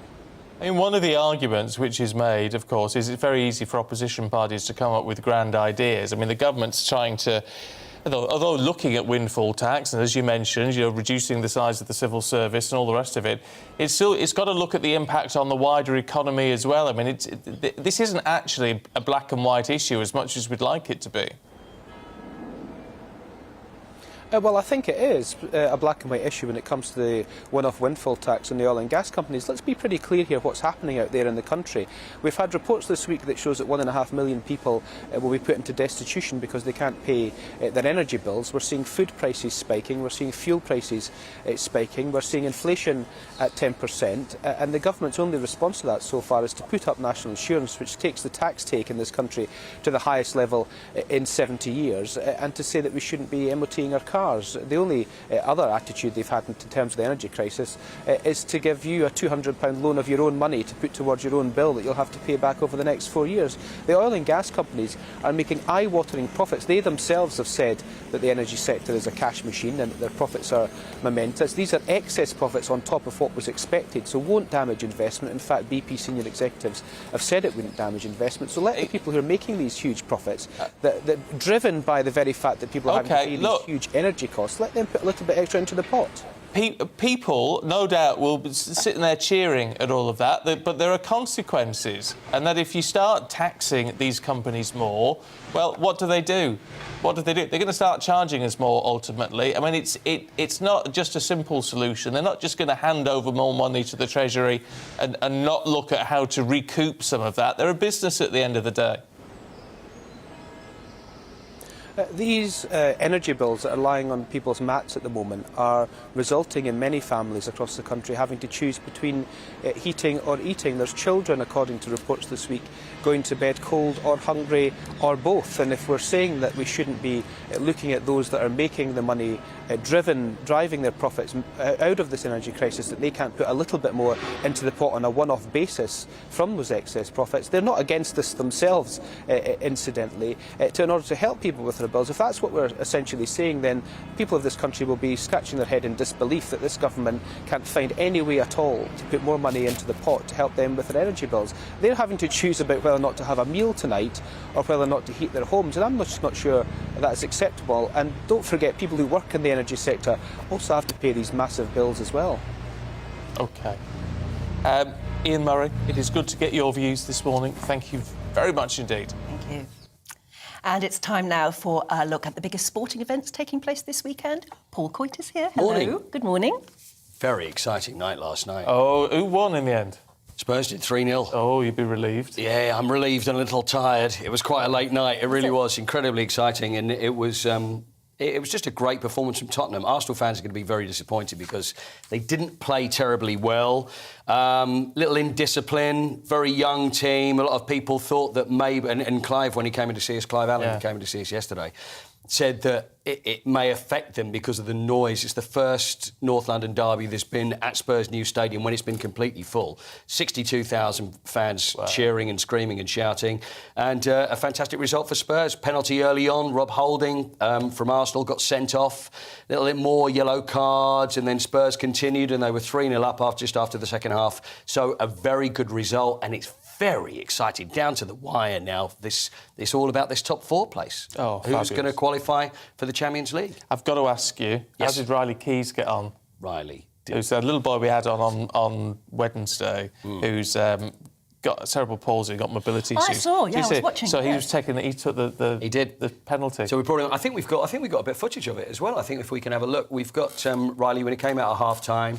The crowd knew about it as well. Obviously, they've been watching the show, and they're all very excited about Riley coming out. So they brought Riley out and stood there. Here we are. Oh, there we go. There he goes in. Hey, brilliant. That's Pat Jennings. So it's probably the greatest goalkeeper there's ever been. We brought Pat out as well. He was going to go in goal.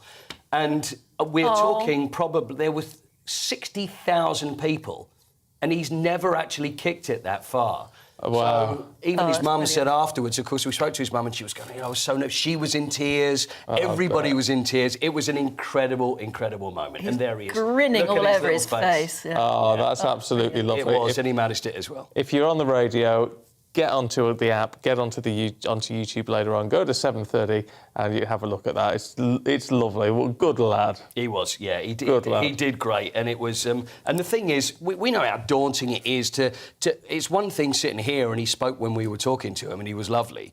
But to stand there and then see all these people around him. And I asked him questions, and he was just. I said, how did it feel? You'd done this, and he just went, good. It was just so sweet. It was an incredible moment. So it was great. Oh, so with lovely. that on top of the win, a good night was had by most. Lovely. Quick word about Brendan McCullum.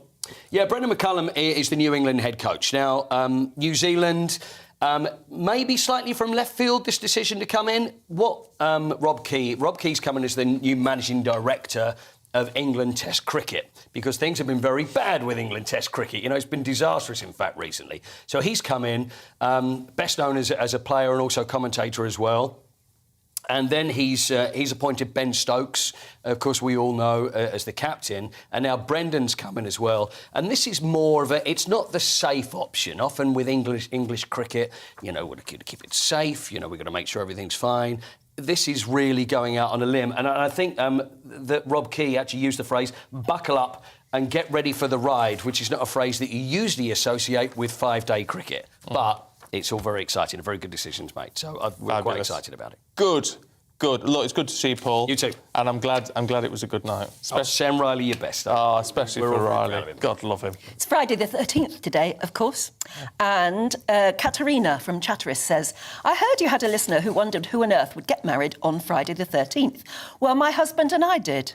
Friday the 13th, 1985, and still going strong. Friday the 13th can be lucky for some. Yeah, Dennis in Jersey. Oh, I'd love to go to Jersey. Bergerac and all that. I used to love Bergerac. We moved our planned wedding day from Friday the 6th to Friday the 13th, so family members could be there. 17 years on, we're still going strong, and my wife could not have made me any happier.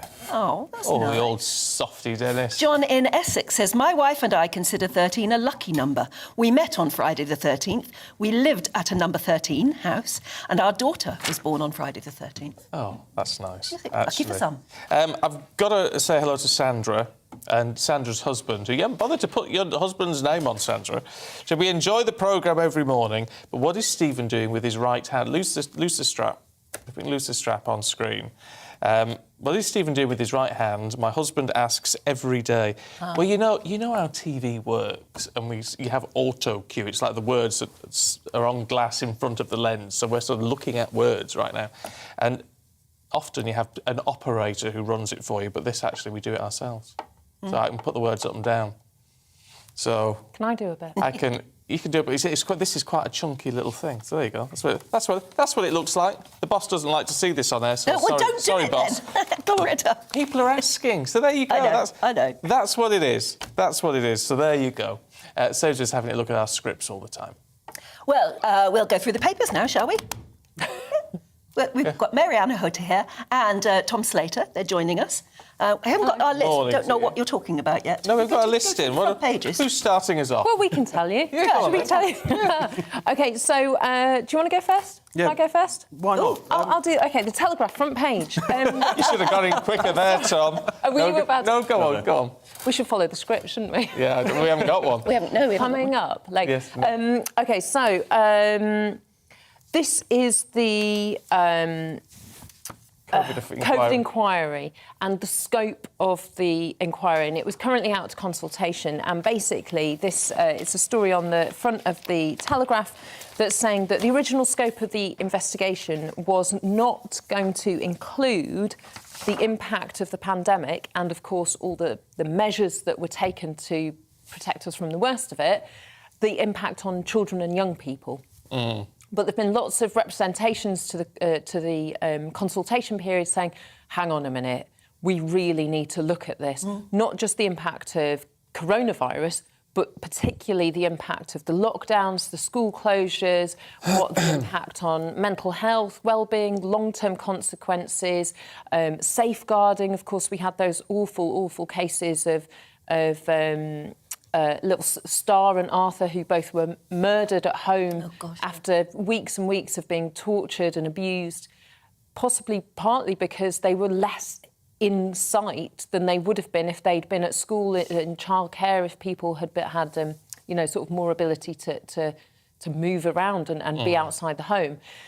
And so it's now hopefully going to become part of the scope of this inquiry, because whatever you think about the lockdown this time, COVID-19 probably won't be the last time we face this kind of global pandemic issue.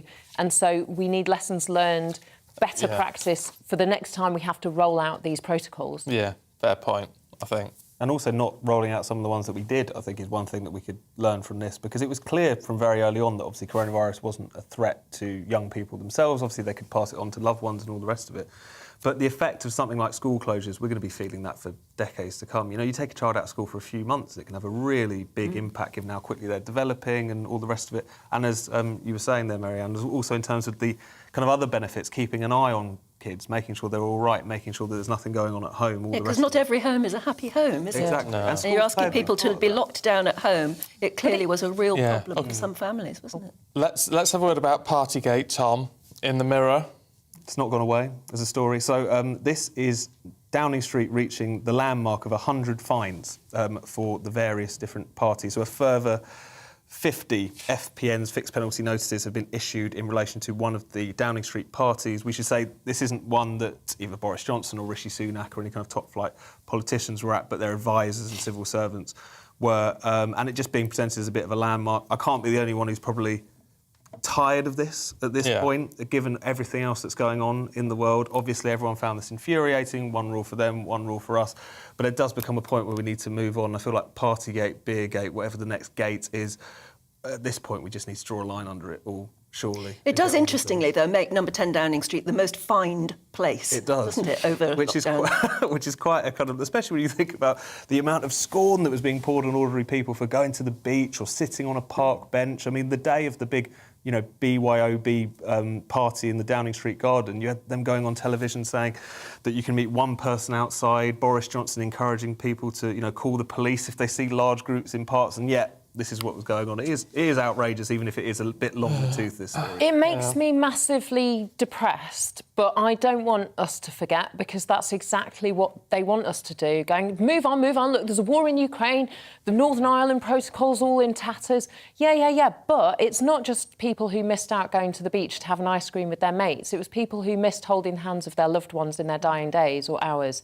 It's people who missed funerals. It's people who missed opportunities that really were...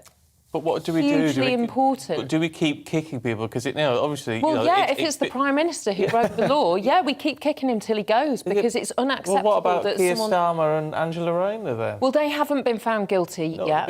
Guilty, I know people always pull me up on social media going, it's not guilty because it's not a criminal offence. I understand, but what I mean in the common parlance rather than a legal definition, he did a wrong thing and he's been fined by the police, that kind of guilty. But we can't just move on and go, it happened a long time ago. But we're in a position then when we could lose the Prime Minister and the Chancellor, on what you're saying, as well as potentially the Labour Party leader and deputy leader. I mean, that would be political freefall. I think it is a bit silly. I mean, a country in which, your Prime Minister and your leader of the opposition could go because they had a bit of cake and curry, respectively, I just don't think it's a serious country. The problem is this is what lockdown turned us into. It turned us into all potential criminals. It turned us into kind of scolds. I think the way that they can draw a line under this is just to say that everyone who has been given those fixed penalty notices, especially if they were doing nothing... I mean, there was one man who was fined because he was grieving and 3 of his friends popped round to see if he was OK. And he was issued with an FPN. So I think an amnesty for all those people, and then we could possibly move on from there. That's a good idea. That is a good idea. No, he's got to go. Can we talk about ambulance wait times? Oh, yeah. Because they're bad, aren't they? They're really bad, just for a bit of light relief. Yeah, I know. The terrible situation of the NHS falling apart. Obviously, spring, summer is normally a time of year when some of the pressures on the NHS are a little bit reduced. We don't have that burden of people getting flu in the winter, that kind of thing. However, the NHS is on its knees. Urgent 999 ambulance attendance, so the point where someone's bleeding arterially, your child is choking and is turning blue. An ambulance should reach your address within 7 minutes. At the moment, it's 9 minutes and 2 seconds. So the target is 7 minutes.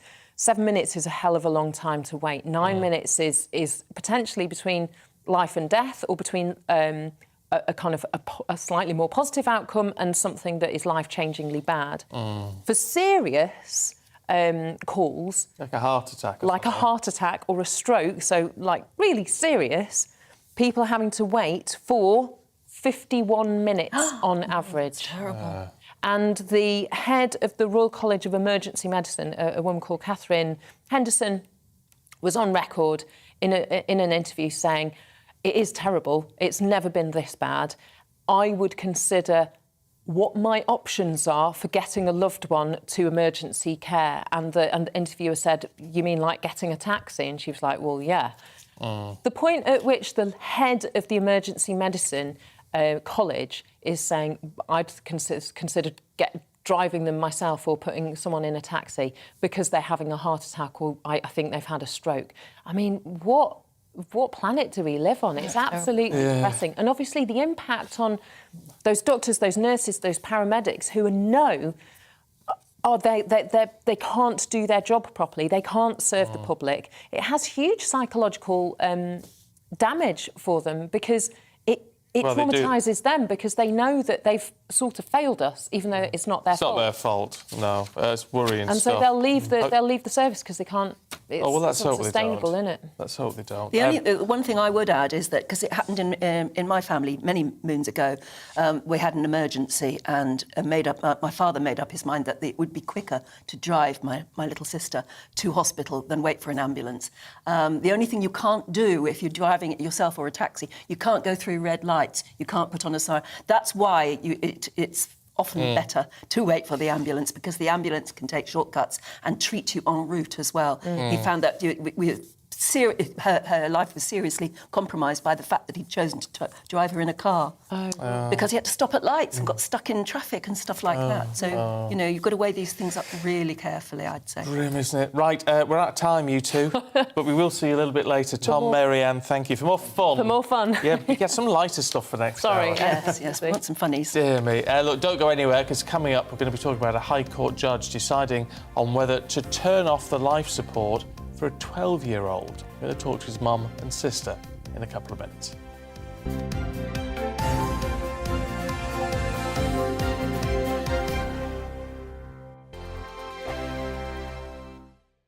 Every morning from 6 o'clock, we'll wake you up with GB News Breakfast with all the stories you didn't know from the night before. So whether it's serious news, entertainment, or your own views from all over our great nation, we're here to kick off your day with a smile. The national media should be reflecting and reporting what's happening here. You will notice the northwestern accents. Whether you're with us on TV, radio, or online, every morning, it's breakfast from 6 a.m. Hope you can join us. On radio, they call it the drive time slot, 4 p.m. until 6 p.m. as listeners head home. It's that part of the schedule when the dust of the day's events begin to clarify, and we try to make sense of it for you. Brazier is drive time for radio and TV. It's fast, it's punchy, it's opinionated, there's a Brazier angle and a little bit of levity. That's the question. That's two questions, actually. That's Brazier, Monday to Thursday, 4 till 6 on GB News.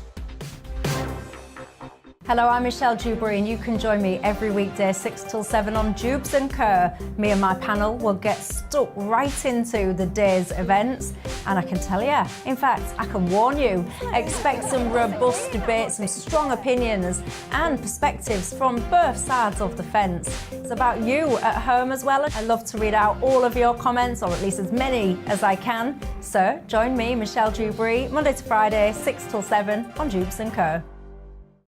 I'm Dan Wootton. Join me Monday to Thursday from 9 to 11 for the feistiest and most fun news debate on TV, where free speech reigns. I'll bring you a sharp take on the day's biggest stories, bombshell newsmaker interviews, and A-list guests.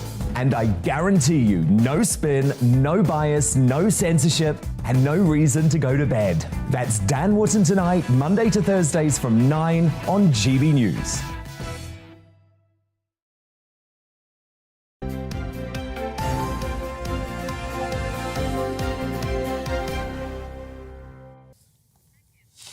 Hello again. Now, later today, Archie Battersby's family will find out a High Court judge's ruling on whether to turn off their 12-year-old son's life support. God, it's awful, isn't it? Archie was found at home unconscious. He had a ligature around his neck in what's thought to have been a tragic accident just over a month ago. Yeah, and specialists treating Archie at the Royal London Hospital in Whitechapel, East London, think that it's highly likely that the youngster is, in fact, brain dead. And they say life support treatment should end. Well, Archie's mum, Holly, and his sister, Ellie, are here in the studio with us this morning. It's good to see you both on what must be, such an awful time. Holly, why are you not happy with what the doctors are telling you is best for Archie? They've been telling me this from day 3, where he was still heavily sedated in a coma, so nobody could possibly predict what was going on with Archie. I just don't feel that Southend Hospital would have sent him all the way to the Royal London if there wasn't something that could be done. I feel that if it was the case that they thought there was no hope for him, then they would have allowed him to stay at Southend. You're his mum, of course. Yeah. So when you look into his face, do you still... I see You him must now. obviously hope See that there him. is something there. He's held my hand, he's gripped my hand very tight to the point, the blood, you can see the blood on the picture and the video at the top of my hand. Two of his knuckles were white, where he's squeezing so hard. Some days he's not holding my hand, but there are days that he does. He's tried to open his eyes. I just feel that he's there, I just feel he needs time. He hasn't been given long enough. Is that how you feel, Ella? Yeah, absolutely. I mean, when you look at his face, he still looks so peaceful, and he's squeezed Holly and Lauren's hand. He's holding his own blood pressure and his temperature. I just feel the same, that he needs a period of rehabilitation before we can make any life or death decisions. I mean, they've conducted some stem cell tests, haven't they, Holly? No. They haven't. Is that what you would like to see happen there? No, so the thing with the brainstem test is it's a legal way of pronouncing the child or a person dead. So you don't want that yet? No, I don't feel he's been given it. It's 5 weeks yesterday since it happened. It took me about 8 weeks to get over the flu. You know, his body's been through a very traumatic experience. He has not been left alone since he's been at the hospital. You know, his eyes have been opened every 2 minutes, light shined in his eyes, just constant things done to him. I just don't feel he's had any time to rest. There's got to be... you've got to understand to an extent, haven't you? Obviously, the doctors are... It's their job, it's their passion to do whatever they can for him. It must... So if they've come to a conclusion that he's gone, then it's not something they would decide lightly. I mean, why do you not trust that decision? Because they made that decision while he was still heavily sedated in a coma that Southend Hospital had put him in. He was making his own efforts to breathe at Southend Hospital. He's then put into an induced coma for neuroprotection. I totally get that, I understand that. But for them to predict, you know, before any tests were carried out, do they know something that we don't? Because don't forget that there's been no procedures carried out on Archie. They've just allowed his brain to continue to swell. I'm assuming he wasn't sent to the Royal London, just as I say, just to die. When you say to the doctors, he was going doctors, to have procedures done. when you say to the doctors, please just give him more time, what do they tell you?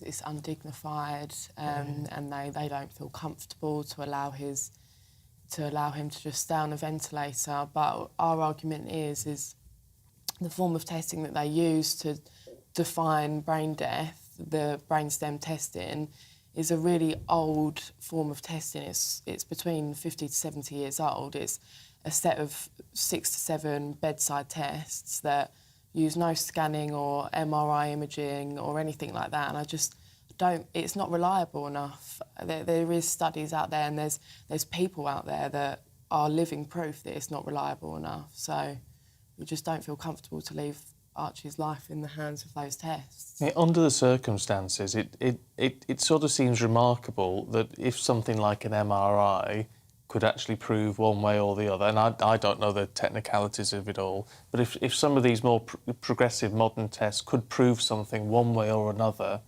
and to help ease your concerns, why it just wouldn't be done? I mean, if that was done and it came to a conclusion that you don't want, at least it would give you some level of acceptance as to what had happened, I guess. I don't think I'm at the stage at the minute I'm prepared to accept much really of what the hospital are saying, because when he went into that hospital and had the first scan, bear in mind he's only had the one scan. Officially they are supposed to have 2, 8 days later. He's had the one scan and that showed sufficient blood going to the anterior and posterior part of the brain. So at that time a procedure should have been carried out, and why the hospital have chose not to do that is... Well, of course, you're going to be hearing what the lawyers think next, the High Court judge.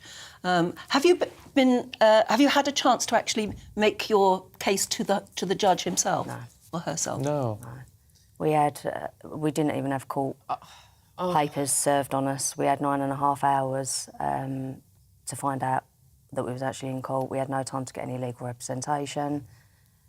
We've just had no time to do anything. We've had no time to look into clinics. Like, I'm trying to research at the same time. I'm trying to be there for my little boy. Of course you are. And fighting this legal battle is just not fair. He needs more time. We need more time to get prepared. And so we're going to be hearing today, I think, are we, from the judge? With regards to the brainstem. Yeah, so a decision was meant to be made yesterday in regards to whether the brainstem testing was to be carried out without our consent. So we're back in the High Courts at 2 to hear the judge's decision. And that must be so strenuous for you because, I mean, as you just said, he's your little boy and he's in hospital. And you want to just be his mum, but you're having to take all this on your shoulders as well. Must be very, very hard. Is this at least an opportunity for you to speak to the judge in this? In these sort of cases, the judges do want to listen to families, don't they? And so at least perhaps this is the chance to actually really make a case to them to say, just whatever, give us more time. I mean, we're prepared to take him to a clinic in which we pay for his care, whether that be sort of in the US or anywhere that's willing to take him. And we just can't really seem to wrap our head around why they won't let us do that. As well. Well, look, in the midst of all of this, tell us about Archie. We're talking about him and the awful situation he's in. But tell us what he's like. Who is Archie? He's a very energetic little boy, very talented, talented gymnast. He's been doing gymnastics since he was 4. MMA, he had his first fight that he's training really hard for. He's absolutely adamant he's going to take over Colin McGregor's shoes. Extremely talented little boy, very funny, very bubbly, definitely a little joker, storyteller. The personality on him is just brilliant. The stories he comes out with they really do make you laugh. And do you know what happened? What caused this terrible accident? Or first, what? It's definitely an accident. First of all, it was looking like it might be a freak accident, and there's a scuff mark on the stairs. He's put a literature under his chin, not around his neck, under his chin, and at the back of his head, so it's like a hoop. He's then placed the body weight on it. At the time, he had just been in my room sort of minutes earlier with a rabbit. So I don't know whether he's holding the rabbit, he slipped, we're not sure. However, we're not ruling out that he could have possibly been copying an online challenge. And it's gone wrong. The police were in. I've asked the police to investigate his phone to see if they can obviously go for his search. And so you've got all of these things to cope with, as you're saying. Yeah. Your little boy's in hospital, you've got a legal fight, and you still don't even know what happened, actually. That's what I said, is with the hospital there's been no compassion and no empathy. And I said to him, I'm still trying to come to terms with the trauma of what's happened and trying to get my head around that. And you're already telling me you're not going to DNR him, so you're not going to resuscitate if he goes into cardiac arrest. I'll have a chance to get the friends and family up, and then organ donation. It's too much. It is. It's too much. Can't deal with that now. No, I want to give him time to heal before I even have to think about things like that. Yeah. Oh, look, can't imagine, actually. I can't imagine what you're going through. Holly, we really appreciate you talking to us, and we're all keeping our fingers crossed that you get some sort of resolution here, that you have your voice heard in all of this, which I think is really, really important, isn't it? Thank you. Ella, thank you very much as well. It's really good to get your thoughts on your little brother. Thank you both. Keep you up to date with that one, I thought. Yes, and in the next hour, Jacob Rees-Mogg says the EU is still trying to punish us for leaving. More on that in a moment. Good morning, Alex Deacon here with your latest weather update. A fine day out there today for the vast majority, a bit warmer than yesterday, a bit breezy in places and actually quite windy in northern Scotland where there will be showers. A couple of sets of weather fronts just drifting in here and the isobars are squeezing together, but high pressure isn't too far away and that will bring, as I say, for most of us a fine day, but a noticeable breeze and the strong winds in northern Scotland bringing in quite a bit of rain across the Highlands, pushing northwards across the Northern Isles, but the central belt probably dry, southern Scotland, Northern Ireland also dry and bright. And for England and Wales, the sunshine a little hazy this morning, but I think we'll see that high cloud disappearing and certainly most of England and Wales blue skies this afternoon. Yes, there is a bit more of a breeze, but temperatures are higher than yesterday's. By this afternoon, widely over 20 Celsius across the Midlands and eastern England. 23 is possible, 15 in Glasgow, so feeling a little fresher here and certainly across the far northwest with that gusty wind and a few showers, which will keep going through this evening, but for most it's dry and fine. If you're heading out with clear skies as the winds ease, it could just turn a little misty in a few spots through the early hours, so perhaps a little misty and murky first thing on Saturday morning. Certainly a colder night tonight than the one just gone, widely down to single figures and some spots not too far off freezing to start Saturday morning, but quite quickly. The sun's got some welly in it now, so that will lift the temperatures, should clear any mist and fog, and then plenty of sunny spells across the country on Saturday. Still a few showers over the Northern Isles, and notice the cloud increasing across the south. So the sunshine may be turning hazy here once more in the afternoon, but generally a warm day with temperatures in the high teens, low 20s, maybe 24, 25, somewhere around the London area. But there are the risks. There is the risk of thundery showers then drifting up from the south, developing across France, heading northwards on Saturday night. Still the potential for some heavy showers around on Sunday for England and Wales, but most of Scotland and Northern Ireland should be dry.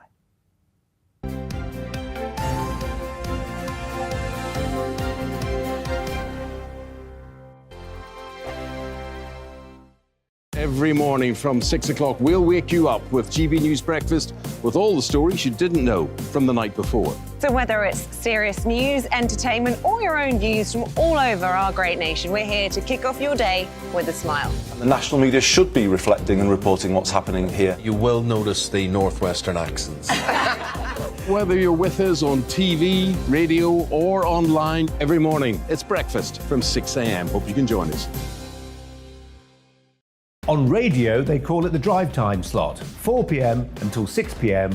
as listeners head home. It's that part of the schedule when the dust of the day's events begin to clarify, and we try to make sense of it for you. Brazier is drive time for radio and TV. It's fast, it's punchy, it's opinionated, there's a Brazier angle and a little bit of levity. That's the question. That's two questions, actually. That's Brazier, Monday to Thursday, 4 till 6 on GB News. Hello, I'm Michelle Dewberry, and you can join me every weekday 6 till 7 on Jubes and Kerr. Me and my panel will get stuck right into the day's events, and I can tell you, in fact, I can warn you, expect some robust debates, some strong opinions and perspectives from both sides of the fence. It's about you at home as well. I love to read out all of your comments, or at least as many as I can. So join me, Michelle Dewberry, Monday to Friday, 6 till 7 on Jubes and Kerr. I'm Dan Wootton. Join me Monday to Thursday from 9 to 11 for the feistiest and most fun news debate on TV, where free speech reigns. I'll bring you a sharp take on the day's biggest stories, bombshell newsmaker interviews, and A-list guests. And I guarantee you, no spin, no bias, no censorship, and no reason to go to bed. That's Dan Wootton tonight, Monday to Thursdays from 9 on GB News.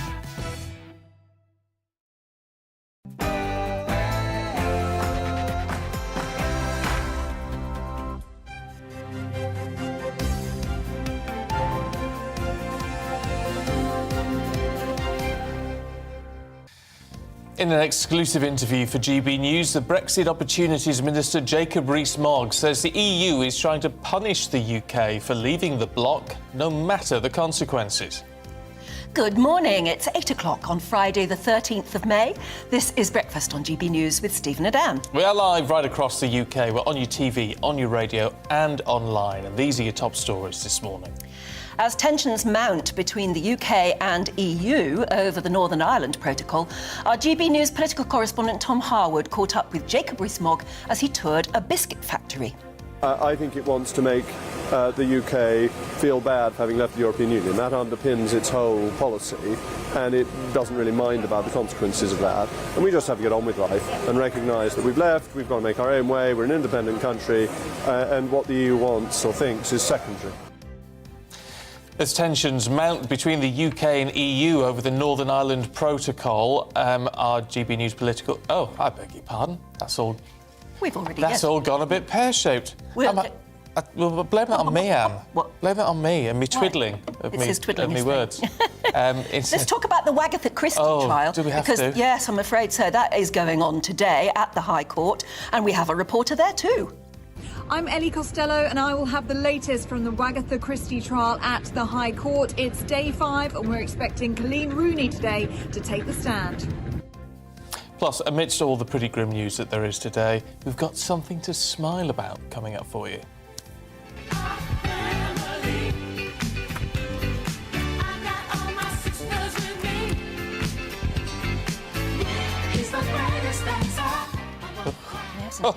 Sister Sledge. Yeah, we're going to be talking to Kathy Sledge a little bit later on. They are one of the most defining vocal talents of our time, and Kathy's going to be telling us what it's like to be performing back in the UK. Do you think I could be cheeky enough to ask her how much money she makes every single time that record is played? Oh. Love to know, wouldn't you? It's probably it might be like a few pence, you never know, but it'll add up. That's all it has to be, I suppose. Yeah, absolutely. Terry and Claire. Good morning, Terry and Claire. They say, good morning from sunny Cyprus. Oh. Later today, Terry says, my wife and myself will attend an outdoor wedding. The wedding of Duncan and Michelle will be in the village square, dressed with floral arch decorations, and will be conducted by the Padre of the Royal British Legion, Paphos branch. Afterwards, a reception at a taverna with karaoke. Excellent. You could have karaoke at your wedding. No. But I'm sure you'll have a great time. Patrick's in Queensland. I'm an Australian, but love watching your show. I'm always taken by the similarities in our news and current affairs. Cost of living, border security, energy issues, and indeed Meghan Markle. Really? So there you go. I mean, isn't it interesting that you can be an Australian and still love GB News? Good day to you, Patrick. Keep all your thoughts coming through. We absolutely adore hearing from you. gbviews@gbnews.uk is our email address, or you can tweet us at gbnews.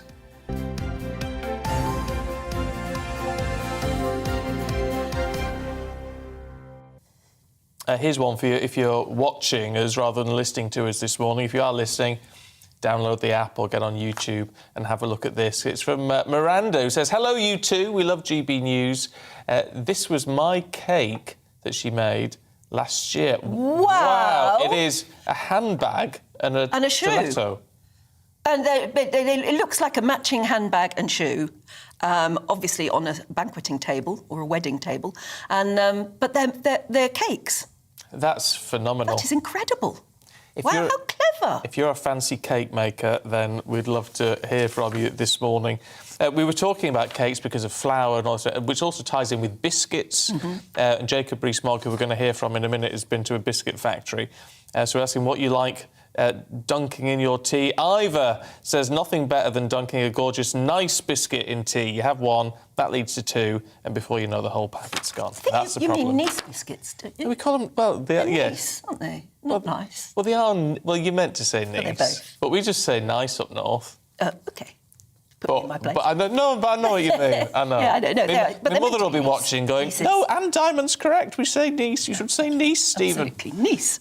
Mick says, if you want a brilliant biscuit, try the traditional farmhouse biscuits with or without chocolate. And actually, Samantha makes the same point. All shop-bought biscuits are bland in comparison with homemade biscuits. I always bake my own. Freeze them unbaked when you've got time to make them, and then you simply bake off as required. You see, the smell of that would be lovely. I just don't think I can do it quite as well. I must say, I love the sound, or the smell, I was going to say, of the Cornish fairing biscuit that we were hearing about. Oh, yeah, that earlier, sounds very nice. Which seems to be a very spicy, gingery, cinnamony type homemade biscuit. That sounds really nice. Have a go at those. Just a quick one about Baldylocks. It's in the one of the papers. Is it in the Sun or something this morning? Apparently, there's been a ruling that calling someone baldy is sexual harassment. Nick, it just seems crackers. Nick has been in touch. Morning to you, Nick. I'm bald and have been for years, and I often get called baldy, egghead, or things like that. I just laugh and tell them the grass doesn't grow on a busy street. True. Good on you. Cliff would agree with you. He says, my nephew, who's a chef, found himself out of work when COVID started. He and a friend started a posh pie company. Now, 4 National Pie Awards they've won. They've become quite legendary locally here in Wigan. So why have I decided to share his story again? He is bald, and it's called Baldy's Pies. Love it. We're all going to be Googling that just now.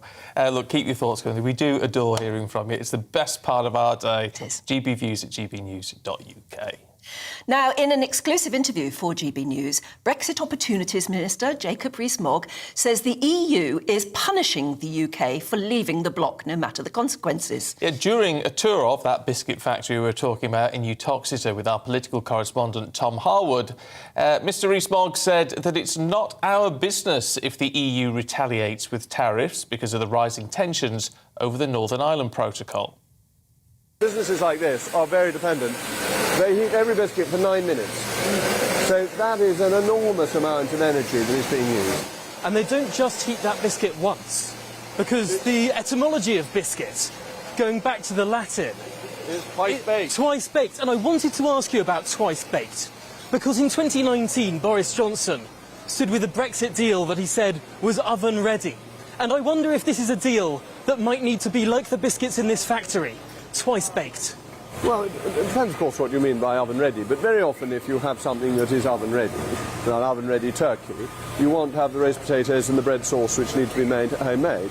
And what we need is the roast potatoes and the bread sauce, and that's dealing with the Northern Ireland Protocol, which the treaty itself says is subject to renegotiation. There is provision within the treaty to do that. Article 13, brackets 8. But does the EU understand that that's our position? Well, we've been making that very clear to them. If in the end they refuse to move, if they're not willing to act in good faith, then we will have to do things for ourselves. That's obviously the case. We can't accept disruption within the United Kingdom. And clearly the government is acting as if it wants to protect the Good Friday Belfast Agreement. That's something that I believe the government really does genuinely believe. But I don't think the EU believe that the government believes it's doing that. I don't think it's worth trying to work out what the EU believes, that becomes a rather philosophical question. I think it wants to make the UK feel bad for having left the European Union. That underpins its whole policy, and it doesn't really mind about the consequences of that. And we just have to get on with life and recognise that we've left, we've got to make our own way, we're an independent country, and what the EU wants or thinks is secondary. Is talking over then? Have we just sort of given up on that part? You'll have to ask the Foreign Secretary, but I think she's been saying some interesting things today, and the Paymaster General, Michael Ellis, has made a speech in Brussels today, making it pretty clear that we are, if not at the end of the road, very close to it. And I suppose next week, as we start in that week, we may well be seeing some legislation. Is the idea that we plough ahead and we try and fix this by ourselves and don't worry so much about the consequences? Some of those consequences could affect businesses not necessarily that are importing, but that are exporting, businesses potentially like factories like these. Well, to cancel the TCA, the European Union would need unanimity, and it seems to me that's a pretty high bar to get. And you have to say to the European Union, does it really want to punish its consumers at a time of rising inflation? And inflation in a lot of EU countries is higher than it is in the UK. They really want to make prices even higher for their consumers and their voters? I think that's an interesting, important question. It sounds a bit like brinkmanship, and it's a strong moral argument you're making here that clearly it would be a self-inflicted wound for the European Union to whack up tariffs to try and start a trade war, even though we might not retaliate. But it does sound like we're running these 2017 to 19 arguments all over again. Well, we can't tell the EU what to do. We have to have an idea of what it may do. And it may decide that it wants an act of self-harm. That is not under our control. But it would be a pretty silly thing for it to do. And we have to govern in our own interest, not constantly dancing around what the EU thinks or doesn't think. We've left. It's not our business anymore. Well, Tom Harwood has removed the hairnet and joins us now. I think it must have been quite interesting because Jacob Rees-Mogg, and we're going to talk to him actually a little bit later on in the programme. He's one person I've never interviewed, and I don't know whether it would be. He seems quite a daunting character, and yet someone who is just prepared to tell you how it is. It's interesting. I think he's one of the most articulate members of the cabinet. We often talk about the quality of our politicians and how they seem to have declined over the last few decades. But really, when we're talking about people who can string a coherent sentence together, who can command some authority in the House of Commons, I think really when we're looking at the cabinet, it's Jacob Rees-Mogg, it's Michael Gove, and perhaps on a good day Boris Johnson. I mean, beyond that, do we really have the sort of titans of oratory that we used to? Perhaps not. He does come over, obviously, extremely posh, which is puts a lot of people's backs up, doesn't it? But he is truly a very clever man. And it's interesting that just in his comments to you, he was quite forthright about the EU. He doesn't mind calling a spade a spade. No, I was quite surprised at that, obviously, because we've been in quite difficult negotiations with the European Union for the last 16 months with regard to the Northern Ireland Protocol. And my reading of this sort of stance from Jacob Rees-Mogg there is that after 16 months, we haven't really got very far with the European Union. They're not really changing the very legalistic way they're interpreting the protocol, the way they're implementing it without the sort of sensitivity that is required in Northern Ireland to make a peace process work. And I just got the sense there in that conversation that this is a government that thinks perhaps the talking is over, that perhaps it's time to do things for ourselves with regard to the protocol. Perhaps it's time to act unilaterally, and the time for trying to tiptoe around diplomatic niceties, that may well be over. Yeah, it's interesting because that actually sort of strikes of the momentum that there was behind the 2019 election, doesn't it? With just sort of saying, let's get on with it now. We've had enough of messing about. Look, it was quite a long and detailed chat you've had. I mean, we've been showing, some clips this morning. You've got the full interview in your programme, haven't you, today? I do. We start off talking about energy, actually, because the business that we were at, Elks Biscuits, is a business that is struggling under the cost of energy. I mean, you have to heat a lot of biscuits. They make billions of biscuits. It's really quite incredible seeing the production line and everything that goes into that. And obviously, that takes energy, and that's one of the biggest struggles that people and businesses are facing in the UK. So we have a bit of a chat about that. And then we talk about Brexit and where this government may be taking us. I think this is going to be one of the biggest stories next week, but also, of course, the cost of living, because the Cabinet was meeting earlier that day in Stoke. And various members of the Cabinet were asked by the Prime Minister to bring up proposals about how we can help deal with the cost of living, make people's lives slightly easier, lift that burden. And one of the most interesting bits of the conversation that I had with Jacob Rees-Mogg towards the end was talking about the danger of more public spending.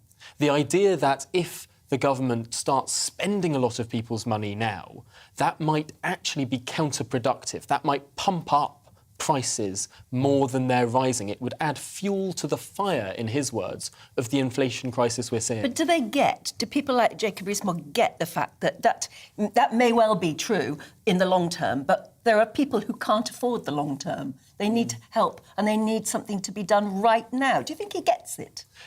I think he understands the struggle and did seem to talk about this crisis as if it is a very real crisis, and spoke about the multitudinal causes of it, whether it's supply chains, pandemic expenditure, quantitative easing, and indeed war in Europe. This is a very tricky problem, but I think one of the interesting things is he was relatively straight about talking about how to deal with it, that there are no easy answers, that some of the things that might sound really nice to be done now might actually make the problem worse in some ways and, in his words, add fuel to the fire.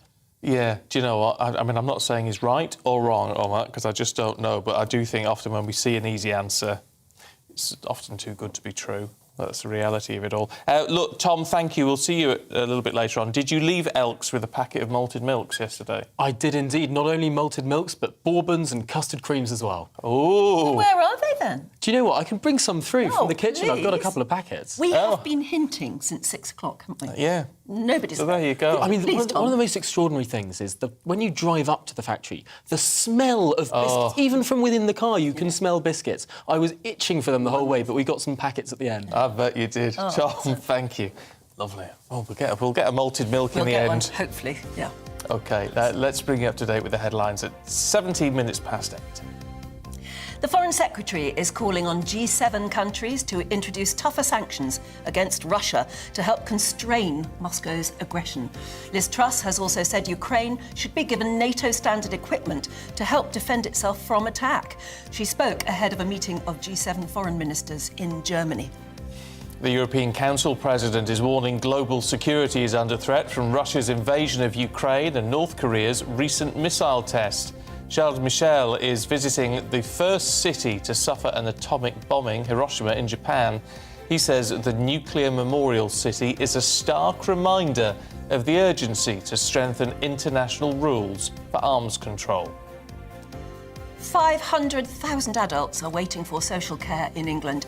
That's an increase of more than 200,000 on last year. That's according to the Association of Directors of Adult Social Services. It says the sector has a growing shortage of workers, which is worsened by low pay. And it says the wait list is having a devastating impact on people's lives. Tenants are choosing not to move house because of record rents, apparently. It's research from Rightmove, which says people are staying longer as average monthly rent outside of London reached almost £1,100 in the first quarter of this year. Rents in the capital have spiked by 14% to more than £2,000 a month.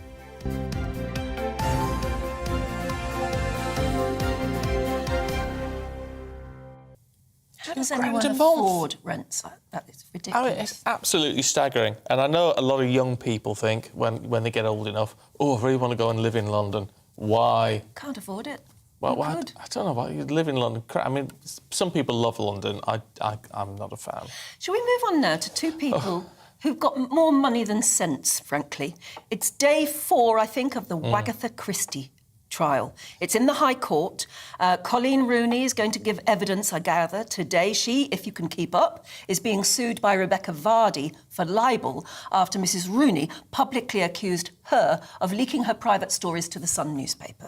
Yeah, she ran her own sting operation to supposedly catch the culprit, and that's where we got Wagatha Christie from. Well, Ellie Costello has been covering the trial for us this week. Ellie, bring us up to speed on what's occurred so far.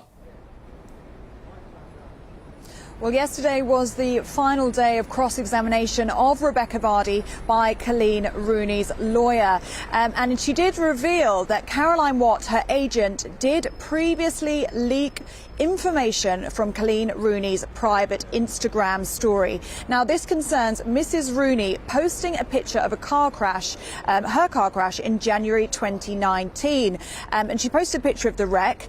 The WhatsApps were then read out in court between Rebecca Vardy and her agent, and they were discussing this crash and they were talking about who was driving at the time. And Rebecca Vardy wrote back, "She defo was." Well, 2 days later, that story appeared in the Sun newspaper, and it's that story that led to Colleen Rooney writing on Twitter that she knew she was being betrayed by a close friend. Caroline Watt then messaged Rebecca Vardy on WhatsApp saying she thinks it's a close friend, but it's me.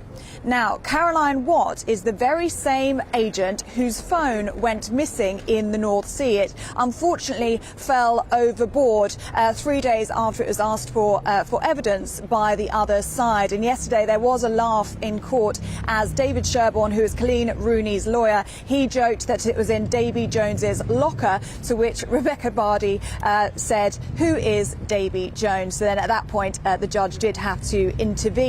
But it does appear that unfortunately Caroline Watt is now not well enough to appear as a witness. Rebecca Vardy was previously adamant that neither she or Caroline leaked these stories to the Sun newspaper, but it does now appear she is willing to accept that perhaps Caroline did leak these stories, but she says she gave her no authorisation to do so. Now, under English libel law, the onus will be on Colleen Rooney to prove that her Wagatha Christie post, now famous post, is substantially true, and her side will be happy if they can prove that the information and the stories were leaked by Rebecca Vardy or by Caroline Watt with authorisation from Mrs Vardy. It gets really complicated, and even Peter Andre has been dragged into it, hasn't he? Yes, this was one of the more awkward moments of the trial, shall we say. In cross-examination on Tuesday, Rebecca Vardy was asked by David Sherborne if she respects people's privacy. She said she did. David Sherborne then read quotes from a 2004 article in the News of the World newspaper about her spending the night with Peter Andre. It was an exclusive interview. It's a bit too early to go into the contents of that article, but let's say it's very explicit, and there was graphic imagery which was involving a miniature chipolata. Well, Peter Andre responded on Twitter yesterday. He said if a man had said that about a woman's anatomy, there would be outrage. And he said that he'd been silent for 15 years, but it had now been brought up in the High Court, and millions of people had heard about it now on social media. And the response to that video on Twitter by many members of the public was that he had a point. Peter Andre's name and the word chipolata was trending by 4 p.m. on Tuesday, which I think just highlights the public interest that there is in this case. And it does also show that a number of celebrity names are going to be brought up in this court, and that in its own has its own consequences. Ellie, look, we'll leave it there for now. It's mind-boggling, all of this, but thank you very much indeed. I think it's absolutely revolting. I do. Isn't it? I do. I agree. I agree Two totally. women who've got too much money and it's like they're throwing it at each other. It's just crazy, and dragging everybody else down with them. Well, it's just like it's like a row you'd hear in the pub between two people in the pub, but because they're both minted because of their husbands primarily, they've decided to take it to the basically the highest court in the land, or one of the highest courts in the land. I hope the judge says something about that. Yeah, I do. They could be doing so much good with their money, couldn't they, instead of just throwing it at the lawyers, frankly. Yeah. Crazy. Very odd. Yeah. Anyway, on to, again, serious matters, because the Northern Ireland Assembly is going to convene for the first time today since the elections on May the 5th, and the leader of the largest party, Sinn Féin's Michelle O'Neill, will be nominated as First Minister. Yeah, because this is the first time it's ever been possible for a nationalist party. But given the structure of the power-sharing agreement, it could be rather tricky. Our Northern Ireland reporter, Dougie Beattie, can probably explain better than us. Hi there, Dougie. Good morning, and yes, it appears that she's not going to be nominated because in the last few minutes, Jeffrey Donaldson of the DUP, the leader of the DUP, has said that the DUP will not be nominating the First Minister. Not only will they not be nominating the First Minister, they will not be nominating a Speaker. That's even worse, because that means that the Assembly behind us will not be able to sit.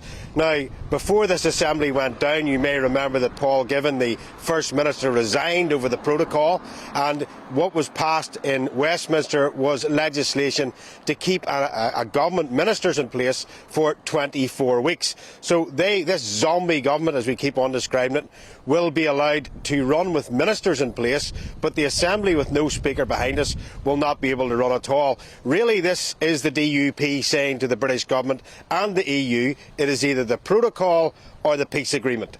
Both cannot run together, and we are not prepared to sit on it. I think it was waiting on these election results to come back.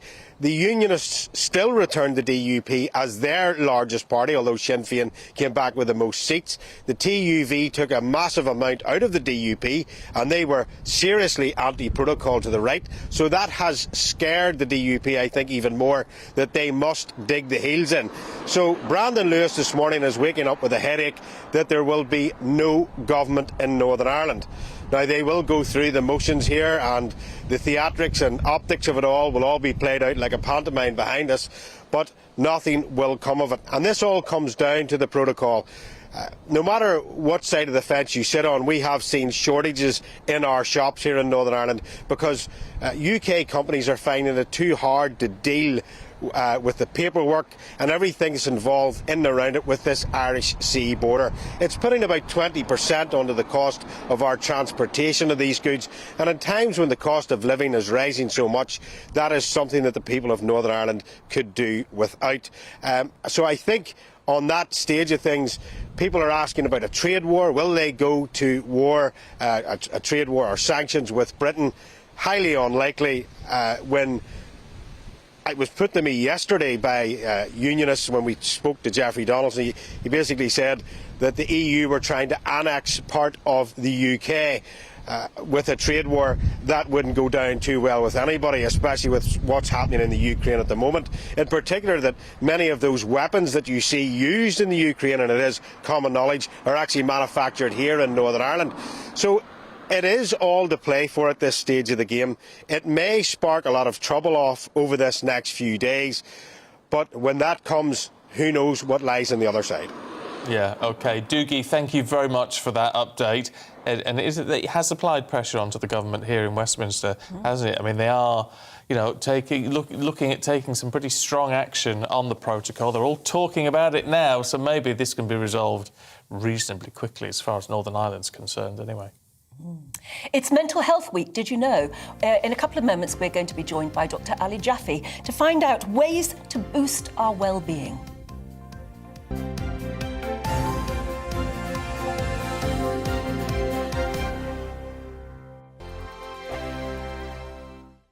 Every morning from 6 o'clock, we'll wake you up with GB News Breakfast with all the stories you didn't know from the night before. So whether it's serious news, entertainment, or your own views from all over our great nation, we're here to kick off your day with a smile. The national media should be reflecting and reporting what's happening here. You will notice the northwestern accents.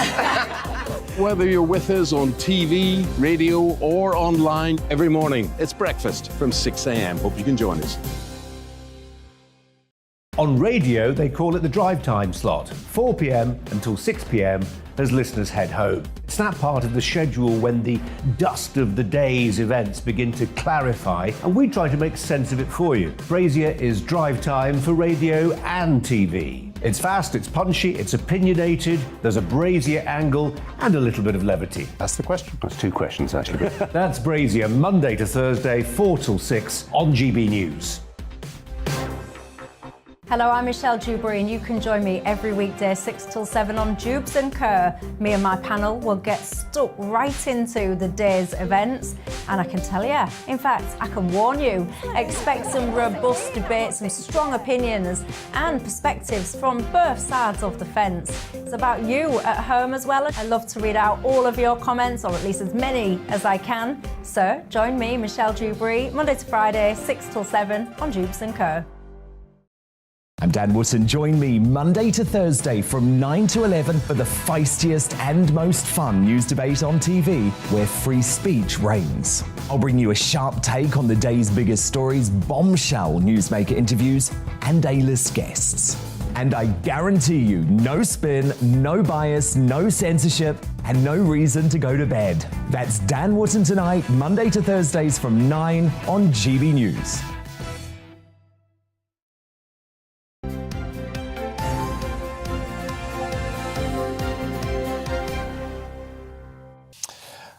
Morning to you, 8:30, bang on the nose. A couple of happy birthdays for you today, because it's turning into one of those shows we do shout-outs all the time. I quite like it. I had a tweet from Nana Sheila T. Now C. Good morning. Could you wish my husband David a very happy birthday? He was born on Friday the 13th, back in the 50s. Won't tell you when exactly, because I don't want to give away his age. OK, Annie says, morning, Anne and Stephen. Please say happy birthday to Peter Smart.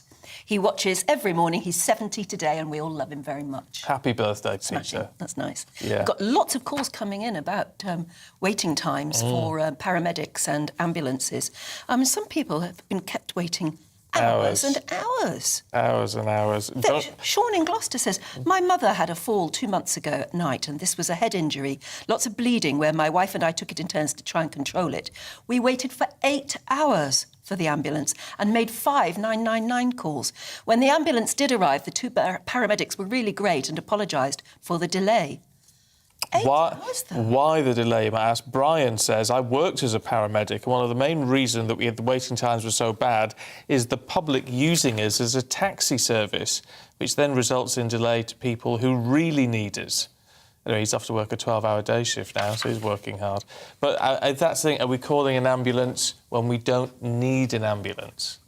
I think it's a fair point. You know, I'm a big fan of those public announcement You know, the messages that you get on the telly. Oh, yes. Used to. Public service announcements. Public service announcements, that's right. And I just wonder if... I think they do good because they actually get into your the public consciousness, don't they?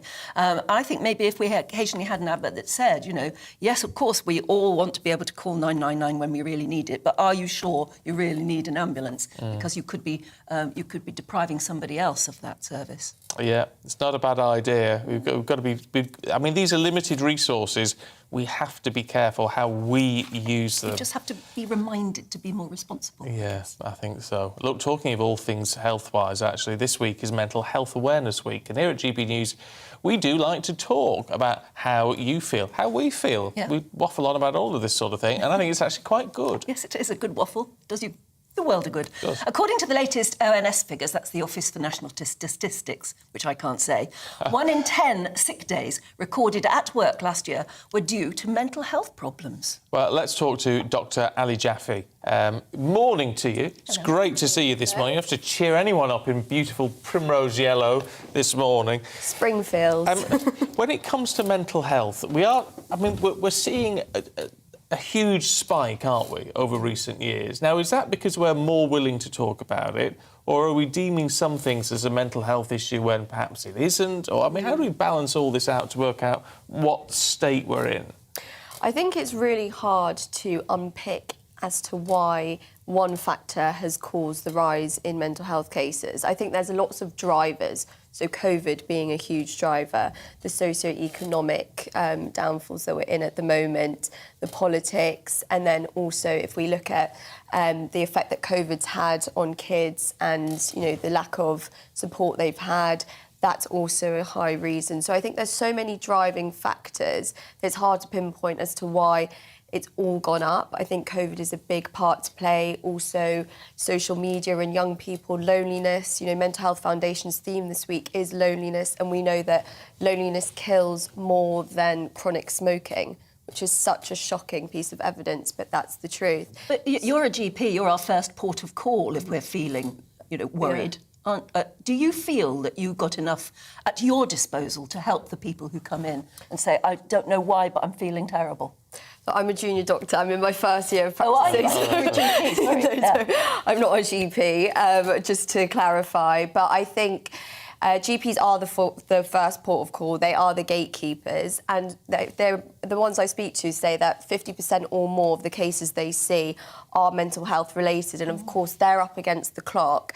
And it's really hard for them to deal with it in that situation, which is why counselling services are so important, and things like social prescription, which especially is something that can help with loneliness because it's... What do you mean, social prescription? Yes, so I can define that. So social prescription is a brilliant initiative that started a few years back. It's big in here and Canada and Australia too, and essentially it's when primary care doctors, GPs, can prescribe their patients to community activities to help them with their chronic illnesses. So, for instance, you can have a patient come in who has pre-diabetes and has recently been bereaved. This is just a case study.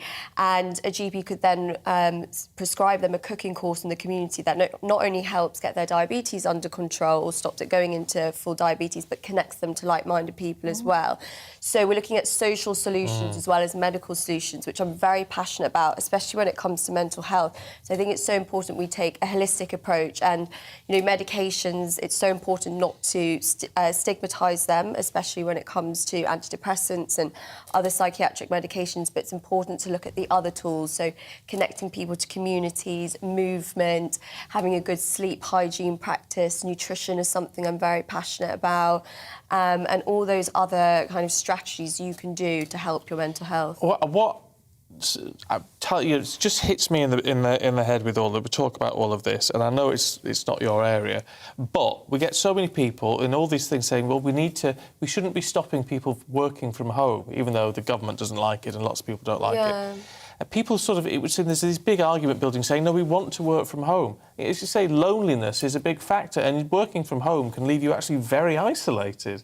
can't it? I wonder why people don't want to get out and mix that way. I think it is so varied, and just talking to my age group of my friends who have been working from home over the pandemic, it's such a combination, and I think that's why it's so important to make a general consensus about it, because immediately you're thinking, of course, there's going to be isolation if you're working from home, but obviously other people have different outlets from where they connect with people, whether it's their sports groups, going to the gym, being part of another community. And for some people, they don't like going into the office for whatever reason. But of course, from a union point of view, officers are then responsible for health and safety and well-being. So I think it's very much a balanced thing and about the individual. But I know that from speaking to a lot of people find they're actually more efficient. From people I've spoken to, are more efficient at home because they're able to look after themselves more, go to the gym, carry on doing other tasks, whereas some people who go into the office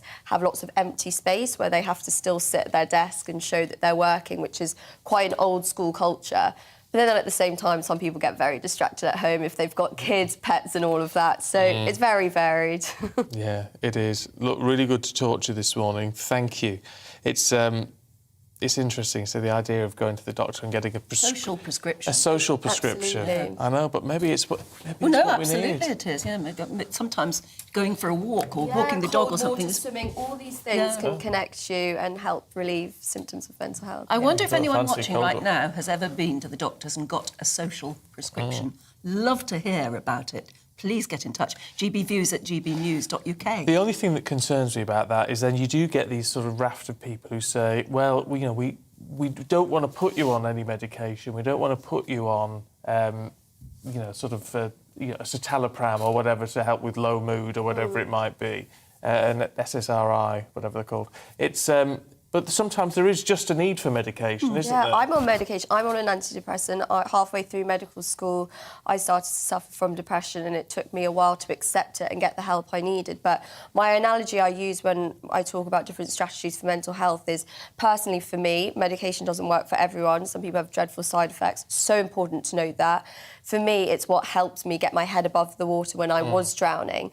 And then to get back to shore, I used movement, getting to bed on time and having a strict bed routine, eating well, connecting with friends, finding ways to stress manage and using resilience training and mindfulness, etc. So I think we need to have all these tools in our armoury and all these weapons to help us fight, mental illness. But at the end of the day, it's got to be down to the individual. There's no one size fits all. So for some people, medication works. For some others, it doesn't. Talking therapy is brilliant, but personally for me, I couldn't engage in talking therapy until I kind of got my head above the water. And I think it's so important that doctors and other healthcare professionals also reach out for help and don't have that stigma about, getting that help, taking medication or talking therapy, whatever it is. Yeah. OK. Ali, thank you very much indeed. Thank you so much. This is like talking therapy for us, isn't it? I think we do indulge in a bit of talking therapy every morning, don't we? Yeah, I think we do. Talking is good for us, I guess. In a moment, we're going to be taking a look through today's newspapers, so don't go away.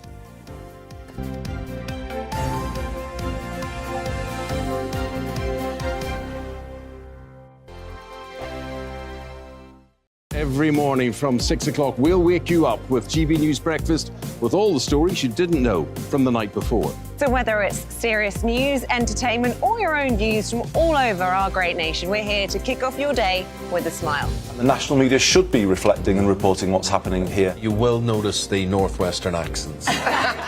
Whether you're with us on TV, radio, or online, every morning, it's breakfast from 6 a.m. Hope you can join us. On radio, they call it the drive time slot, 4 p.m. until 6 p.m. as listeners head home. It's that part of the schedule when the dust of the day's events begin to clarify, and we try to make sense of it for you. Brazier is drive time for radio and TV. It's fast, it's punchy, it's opinionated, there's a Brazier angle and a little bit of levity. That's the question. That's two questions, actually. That's Brazier, Monday to Thursday, 4 till 6 on GB News. Hello, I'm Michelle Dewberry, and you can join me every weekday 6 till 7 on Jubes and Kerr. Me and my panel will get stuck right into the day's events, And I can tell you, in fact, I can warn you, expect some robust debates, some strong opinions and perspectives from both sides of the fence. It's about you at home as well. I love to read out all of your comments, or at least as many as I can. So join me, Michelle Dewberry, Monday to Friday, 6 till 7 on Jubes & Co. I'm Dan Wootton. Join me Monday to Thursday from 9 to 11 for the feistiest and most fun news debate on TV, where free speech reigns. I'll bring you a sharp take on the day's biggest stories, bombshell newsmaker interviews, and A-list guests. And I guarantee you, no spin, no bias, no censorship, and no reason to go to bed. That's Dan Wootton Tonight, Monday to Thursdays from 9 on GB News.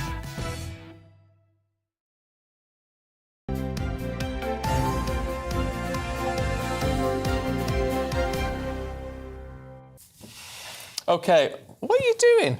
I was having a nice mochaccino. Oh, there you go. Secrets out, ladies and gents. Secrets out. I've got a good old cup of tea, actually. What I need is a biscuit to dunk in it, but Tom Harwood has not yet delivered. Let me tell you. For how many hours have we been hinting that we need a biscuit? I know. They've got lots of them out there. I know. It's not happening yet, but anyway. It is 8:42. Let's take you through the papers now. And joining us this morning, anthropologist Mariana Hotter and editor of Spiked Online, Tom Slater. Morning to you both. Tom, can we start with the Northern Ireland Protocol? Yeah, so this is the news that a US delegation is going to fly into the UK, Northern Ireland, as well as Europe, to intervene, essentially, in this standoff between the UK and the EU over the Northern Ireland Protocol. It's going to be led by a gentleman called Richie Neal, who's chair of the House Ways and Means Committee. There'll be about half a dozen representatives. Now, of course, the US is a guarantor of the Good Friday Agreement, which is why there's an interest in it. Joe Biden, in particular, has a particular interest in this. He identifies a lot with Ireland. He sort of defers to Dublin, really, on a lot of these matters. And because of that, ends up kind of deferring to the EU position, essentially, on a lot of these things. So I think there's an interesting quote here from the White House. Says the best path is a pragmatic one. And I think that's right. But I think the people who aren't being pragmatic in this situation are the European Union. Their fundamental interest is in trying to make this as difficult as possible for us. That's fair enough. But at the same time, there are bigger things at stake here. There's the integrity of a sovereign nation, and there are the heightened tensions over the fact that Northern Ireland has been hived off from the UK. These customs checks are insane. It's 20% of all of the checks that are going on the EU's entire external border is happening in relation to Northern Ireland. So, you know, the US kind of swooping in here as if it's going to save the day. I think they've got to realise what the real dynamics are here, which is the EU trying to turn the screws on us again, to be frank. Yeah, it's interesting. We're just talking to Dookie Beattie in Northern Ireland, who's saying, you know, the DUP is saying that it's a valid point. Look, you could argue they're playing politics with this and forming the new Northern Ireland Assembly, but Jeffrey Donaldson's saying, look, it either has to be the protocol or the peace process. One or the other, and they're picking the peace process. Well, I think, I mean, the DUP are doing a good trade in brinkmanship. Basically saying, we're not going to form a government, we're not going to allow the Assembly to sit at Stormont. I don't think that's in anybody's best interest. It's certainly not in the interests of peace in Northern Ireland. And what Tom was saying, you know, it's the EU turning the screw, it's not in their interests to make things easy for the UK. They don't really care. The fundamental truth that is difficult for us to accept as the UK is that we aren't that important to the EU, and something that is a huge deal for us and a huge deal, rightly, for the people of the island of Ireland, both Republic of Ireland and Northern Ireland. Who cares in, you know, the further eastern reaches of Germany? They're not that bothered. Well, the thing is, they pretended to care about the peace process. They've said this was our fundamental concern, was that we just want to make sure that there's no border on the island of Ireland. No one wanted to. Hang on a minute, you've got a problem with your microphone. Yeah. Bring it in. I'll tell you what, you bring that in. We'll twiddle around with the microphone. Yeah, I love doing all this. It makes me feel multi-skilled, ladies and gents. There you go. If I pop that on that way, and I'll get extras. You do get extras, and I'll do that there. Look at that. I know. I'm semi-professional. I mean, just hold on to that. OK, can you hear me now? Hopefully. Oh, there we go. There you go. So previously I was saying blah, blah, blah, blah, blah, and now... So basically the situation is the EU does need to protect the integrity of its trading area, and it doesn't really care what, you know, Michael Gove or what Jacob Rees-Mogg or Boris Johnson thinks, or Liz Truss indeed. that's for us to deal with. The point is, at the point we wanted Brexit to happen and made it happen, we put ourselves in an impossible situation where you're both trying to protect the integrity of the customs bloc, but also gain independence. You can't have your cake and eat it. We knew this was going to be a massive problem. Aren't we? We are, and it's a mess. And it was always going to be a mess, and there's no easy way out. No, it's certainly not easy, is it? Well, there are, it's not as if we've run out of ideas. The British side have put forward proposals last summer. They put out this command paper kind of laying out how we could kind of ease all of these checks. The EU hasn't engaged with that positively at all. I mean, Maros Sefcovic, who's the essentially Liz Truss's opposite number in these negotiations, doesn't even have the mandate from the Commission to negotiate properly, such as the kind of intransigence that we're talking about. So I think if we were in a situation where no one had any clue how to solve this problem, that'd be one thing. But there's been a lot of ideas on the table, a lot of pragmatic, but a lot of things in relation to Northern Ireland, there is always a bit of a fudge. That's how you keep things moving. And there's just been no willingness to try and engage in any of that. If anything, it's just been punitive measures, which even on their own terms are over the top, I think. Meanwhile, in the Times, Jeremy Hunt positioning himself as a potential leader, do you think? Quite outspoken. Yes, possibly. So Jeremy Hunt, obviously, is a former cabinet minister, and he's come out with quite stark criticism. He said, the 500 jobs, 500 council seats that were lost last week in the local elections, very significant. And it's not just mid-term blues, the kind of lull in popularity for a sitting government, but actually it's the cost of living crisis. It's people looking at Partygate and going, you don't really represent us. Get your house in order, thanks very much. Has Mr Hunt thought very hard before coming to these conclusions? Is it just statement of the obvious? At that point, the thing is, we kind of do need to wonder, because obviously you've got Rishi Sunak saying, we'll just wait till autumn and see how bad things really are before I decide whether to give people money or not, extra money. So I think it probably does require someone from within the ranks of the Tory party to state the bleeding obvious. He describes the kind of the future prospects for UK growth as, quote, very, very low underlying growth in the economy. We've had a report this week saying by the end of the year, the UK is going to be in recession. Very, very low. Technical recession. Negative. But I mean, there's the argument. It's all about people want more money. I totally get that. And if he's sort of saying, we need to hand out more cash, the problem with that is that's an inflationary pressure. Then it's going to make the situation worse. Well, what he's saying is that the thing that we, the Tory party, need to promise the people of the UK is both a secure and well-funded NHS and tax cuts. Right. And you don't require a degree in economics to know that those two things don't necessarily fit together particularly well. And I think, honestly, we need to move on with this. If you want to vote Tory, you should have, you're looking for tax cuts, because the bottom line is there's a certain point. You cut taxes, you're going to cut services. He also presided over that health service for a very long time. And it's been interesting to see him, as his role as chair of the health committee, kind of, again, taking the government to task over its, the performance of the NHS and all the rest of it in relation to these things. He had a bit of a role to play in that. And, of course, he has his leadership ambitions. He's been hardly quiet about the fact that he wants to have another go at the top job. And he must be thanking his lucky stars that he didn't go to a party in number 10 during COVID. 100%. So this has obviously been an opening for him. But, I think it speaks to the problems that the Tory party have got, that even Jeremy Hunt is really being talked about in contention. I mean, he was soundly defeated last time. He strikes a lot of people, me certainly, as a bit of an empty suit. And he, again, has kind of his fingerprints over some of the problems with the health service. Maybe he's going to charm everyone over with that huge charisma and wit.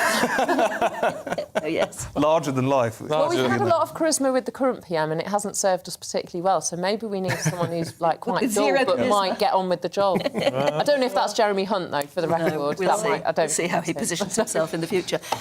We're being self-sufficient and saving a bit of money. One thing which a lot of people are doing is growing their own plants. Tom, growing their own veg. It's not a bad thing to do. If we need a bit of different soil, though, perhaps we need to harvest it from the moon. Yeah, so if you live on the moon, you can be self-sufficient as well, it turns out. So scientists have been able to grow a cress plant in some soil that was brought back from the moon by the Apollo missions, essentially. They've been trying to kind of do this research for a long time. NASA wouldn't let them. They finally have. They tried various different plants, and for whatever reason, the cress one managed to grow. I mean, they point out in the story here that this is very kind of inhospitable soil, if you like. It's very hard. It's very, again, not the sort of thing you would imagine you could easily grow plants on. But it's a huge breakthrough because it opens up this question about actually being able to essentially farm on the moon, if you wanted to. Yeah, I don't find it's weird because it's lunar dust, and it has been irradiated for millennia, just by the very nature of being on the moon. But if you put in a seed and then you add water and nutrients, which they've done, surely you can grow anything anywhere. I mean, it's not really that remarkable, is it? Well, I'm not surprised, put it that way. I'm not surprised. I don't know, it's a great breakthrough. But I just hope if they can do something, get a temporary sort of little atmosphere up there, that we could have a green moon one day. That'd be nice. It would. Be very interesting. Given that we'll have chopped down all the rainforests here by that point. Oh, look at you looking on the bad side again, Marianne.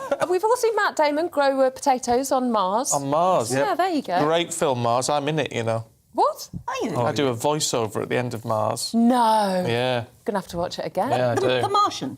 The Martian, yeah. Yeah. At the very end? Towards the end, where they're all celebrating. Yeah. Yeah, you can hear my dulcet tones. You're the voice of news. I'm the voice of news on that. For Wow. all of brilliant. I tell you what's weird about that and what I don't understand about film production is I did the voiceover for that.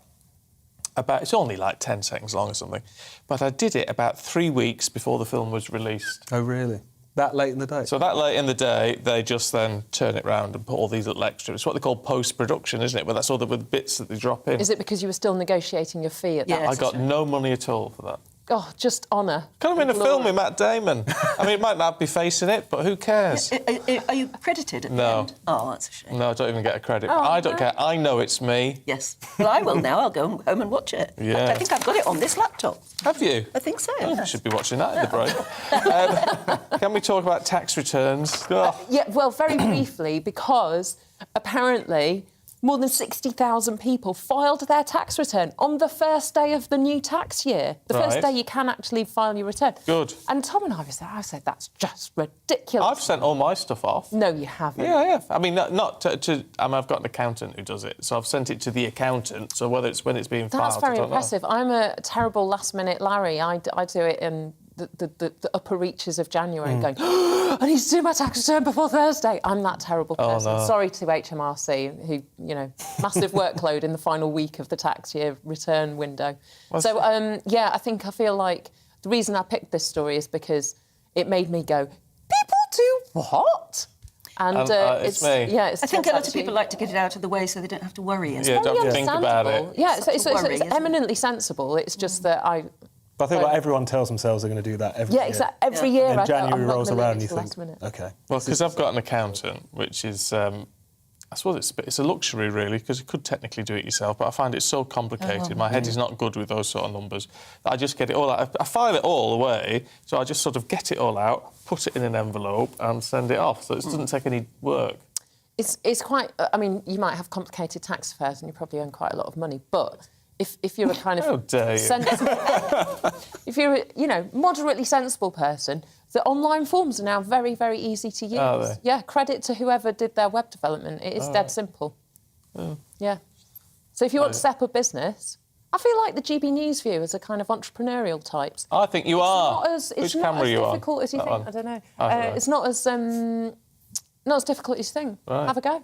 Have a go. Well, as long as you get it right. You have to have a head for money, I think, and I haven't. I like spending it, but but that's it. Trying to do it. I've always said every Friday I'm going to sit down and do a bit of paperwork. Dear. I don't think I've even done it once. But that's the way to do it, isn't it? It's always to do it regularly, is to be organised, and that's not me. Yeah, no, it's not, ladies and gentlemen. Look, Marianne, Tom, thank you both very much indeed. Thank you. Good to see you this morning. I've enjoyed that, actually, today. Let's just run through a couple of your views, because loads of you got in touch. Yeah, we've still got a lot of people having the most awful stories about waiting hours for ambulances. Duncan says, I had to wait 6 hours for an ambulance whilst having a suspected heart attack.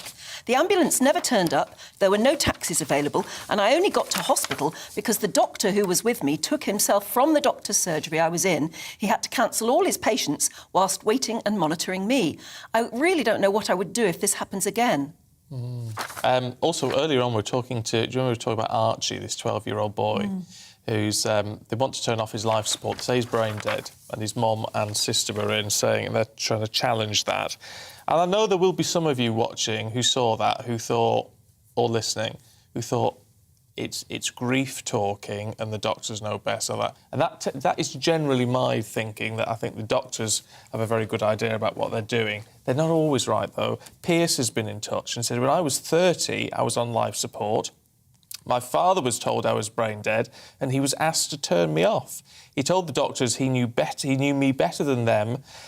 He was on life support for 5 weeks, and today I'm here to tell the story. The brain needs time to heal. My only wish is that this young lad is given the chance. Very difficult to know, isn't it? Because it's like you say, usually the doctors usually know best. But there have always been stories about some doctors think they know best when they don't. The thing is, we pay a lot of money for a lot of treatments for a lot of people. And I know it costs a lot of money to keep someone on life support, but if his mum is desperate, why not just say, all right, just stay on for another month. Let's see what happens. Let's just see what happens. Because she needs counselling as well. Of course she does. The last thing she needs is going through all of this. To have a legal fight. Awful. Dreadful situation. Look, do stay with us. Don't go anywhere, because we've got lots coming up for you in just a couple of minutes.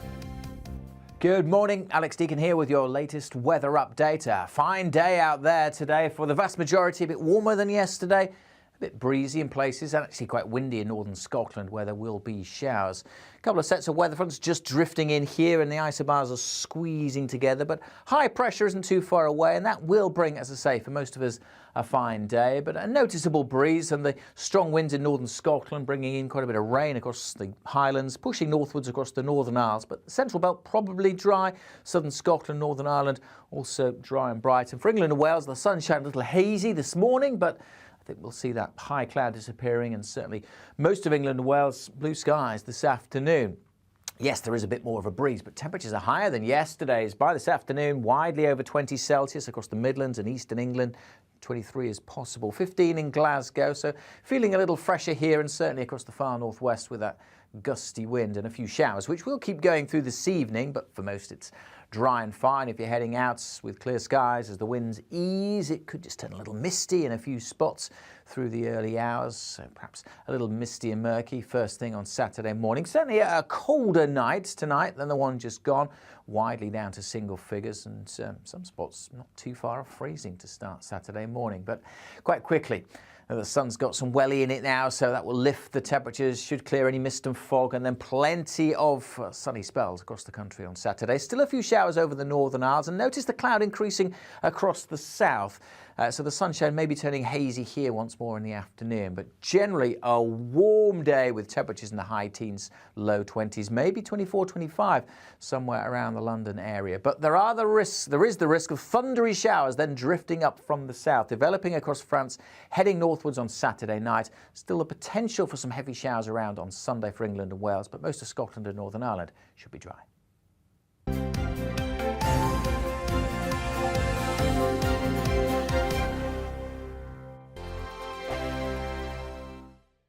Every morning from 6 o'clock, we'll wake you up with GB News Breakfast with all the stories you didn't know from the night before. So whether it's serious news, entertainment, or your own views from all over our great nation, we're here to kick off your day with a smile. The national media should be reflecting and reporting what's happening here. You will notice the northwestern accents.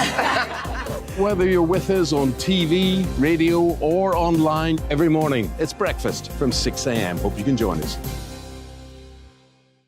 On radio, they call it the drive time slot, 4 p.m. until 6 p.m.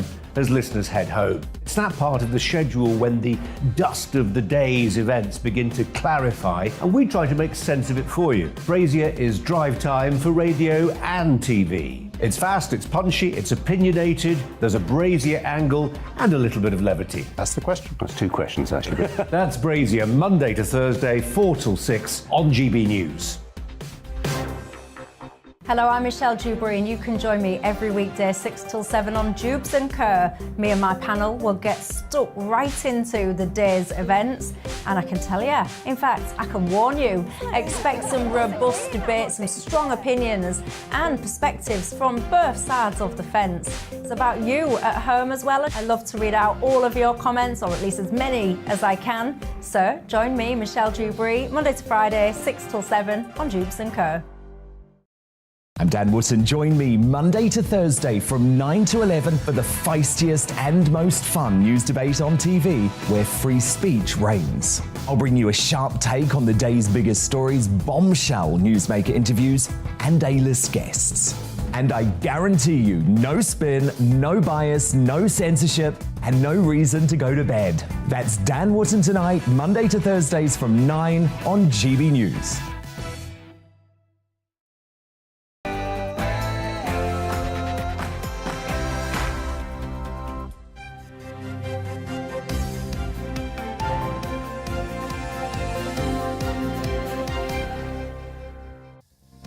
The Brexit Opportunities Minister Jacob Rees-Mogg says the EU is set on trying to punish the UK for leaving the bloc, no matter what the consequences. Mr Rees-Mogg, who was keen on getting civil servants back to the office, may also have views on the Mail front page today, which says the PM wants to axe 91,000 civil service jobs. We'll be talking to him hopefully in a couple of minutes.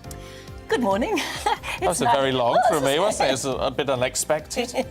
It's 9 o'clock, Friday the 13th of May. Friday the 13th. This is Breakfast on GB News with Stephen and Anne. We're, of course, across the UK, on your TV, on your radio and online, and these are your top stories.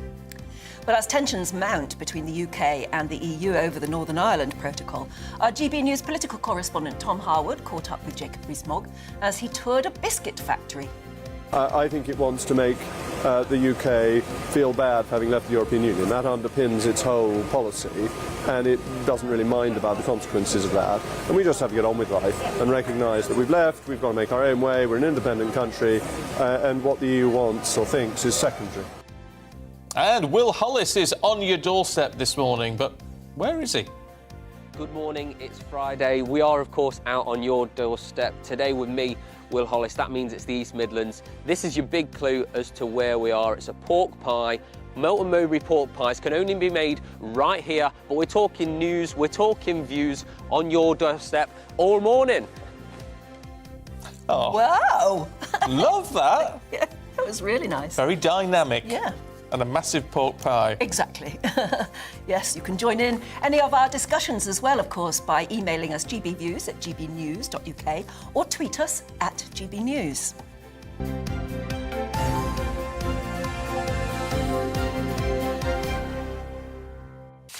Loads of you getting in touch this morning.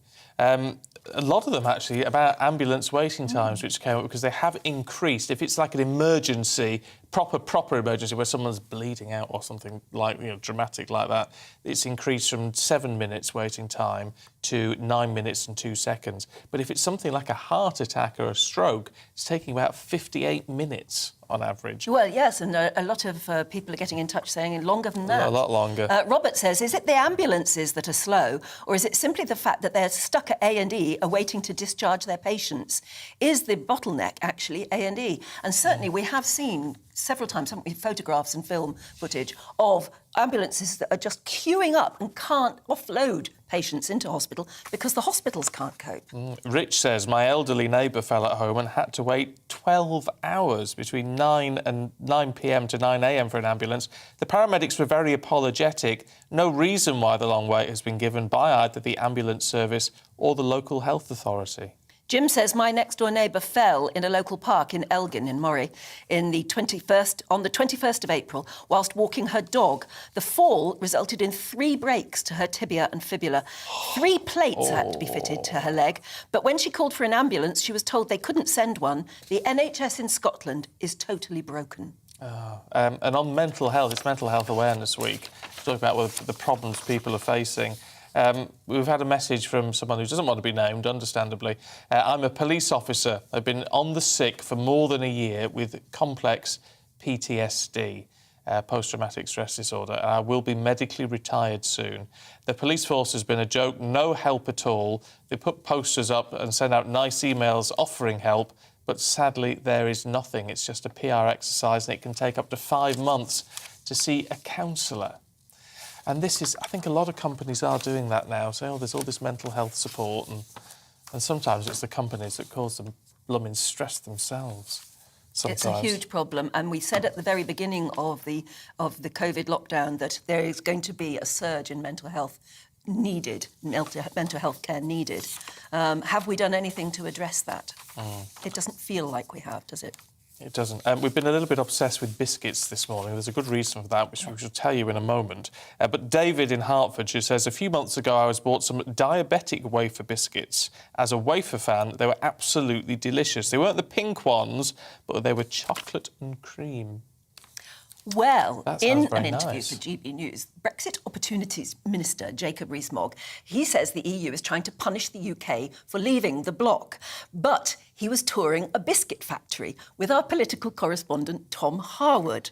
Yes, Mr Rees-Mogg said it's not our business if the EU retaliates with tariffs over rising tensions over the Northern Ireland Protocol. Let's talk to Tom Harwood, who's here. Good to see you. Look... It gets very complicated, all of this. We just about get our heads around it. Most people are going to be, I would imagine, totally baffled. Northern Ireland Protocol has really come into play because of the Assembly elections.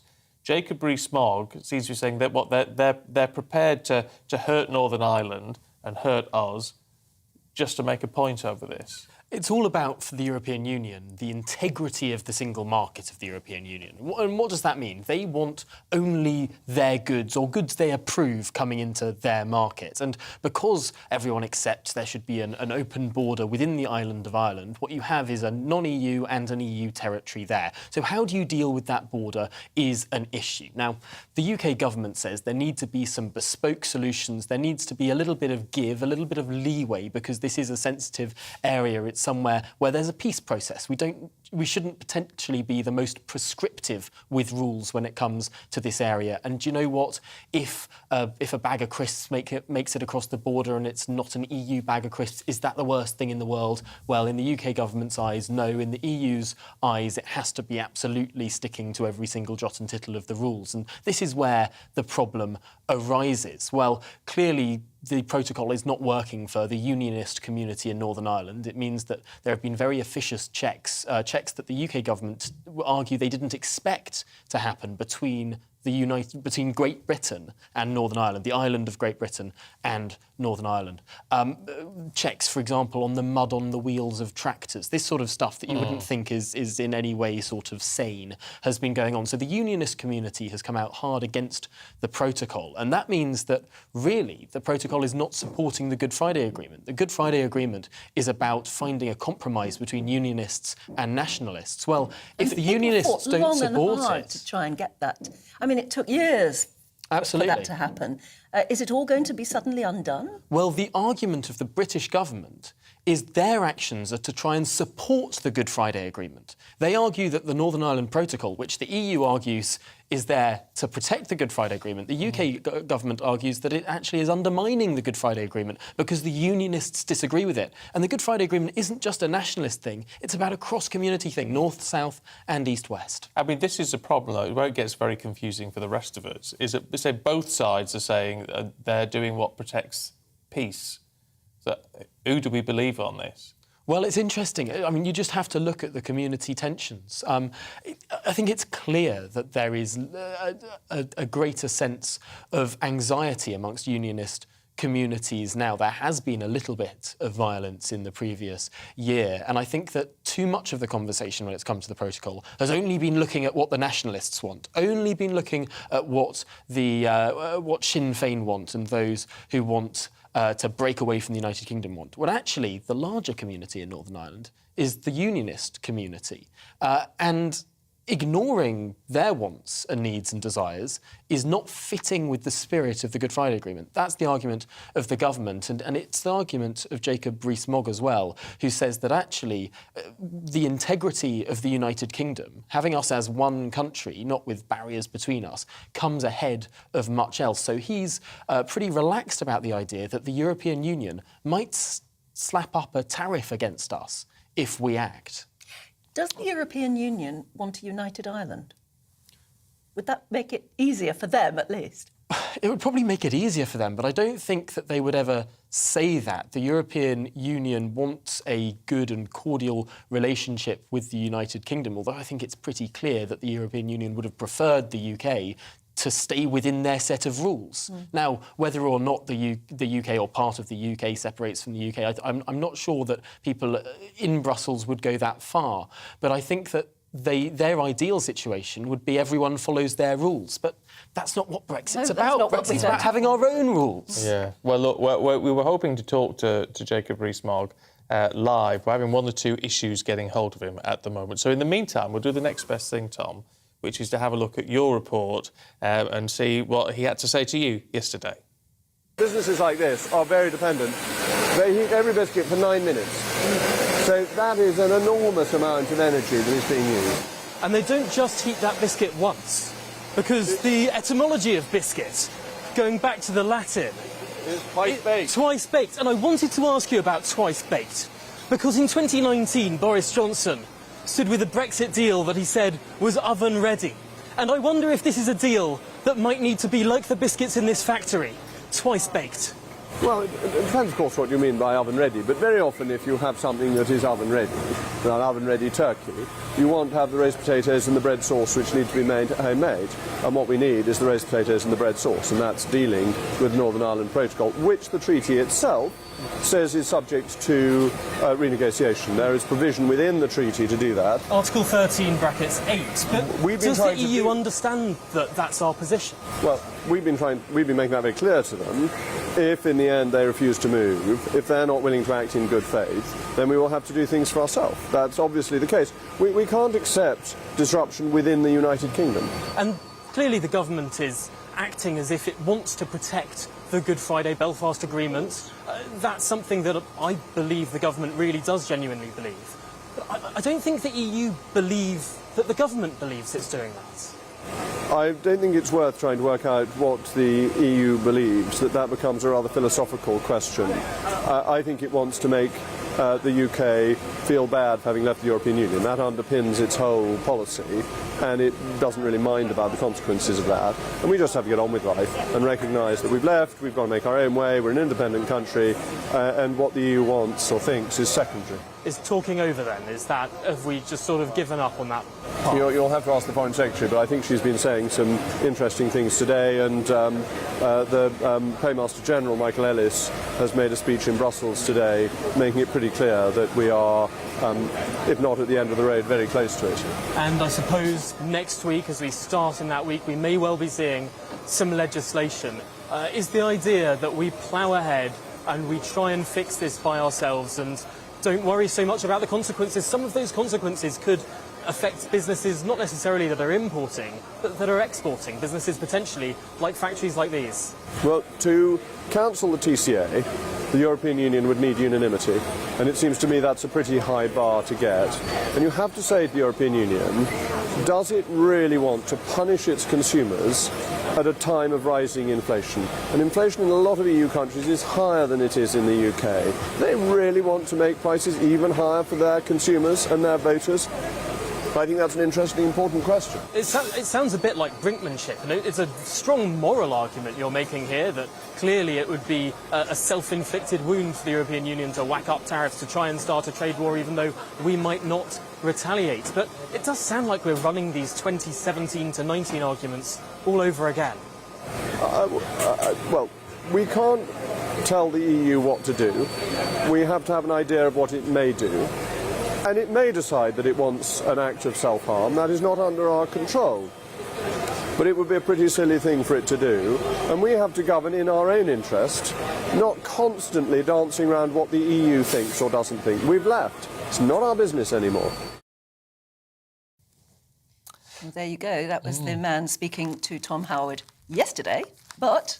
Yeah, let's talk to him right now. Jacob Rees-Mogg can join us. Very good to see you this morning. I hope you enjoyed the biscuit factory. We've got a packet of the malted milks here in the studio. They look delicious.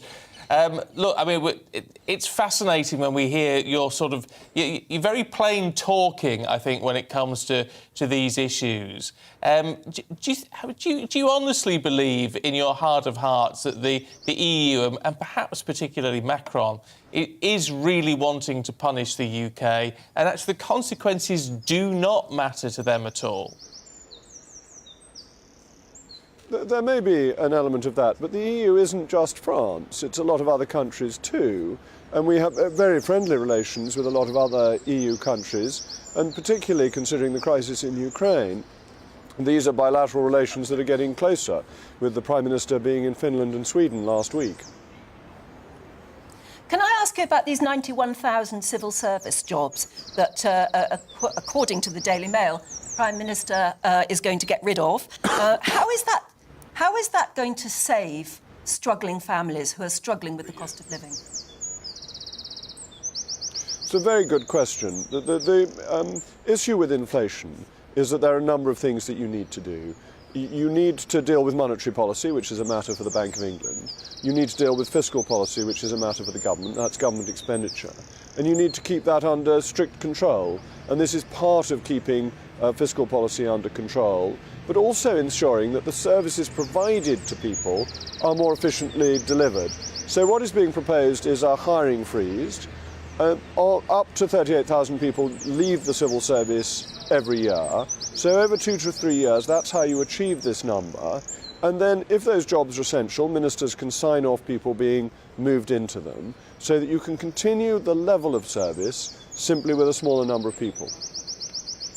Axing the jobs, axing the roles, but not axing the people in all of that, which I think will probably be a sigh of relief for a lot of people. But you mentioned inflationary pressures there. I mean, this is a huge issue at the moment. We've got to try to get inflation under control. There doesn't seem to be at the moment any very obvious way of doing that.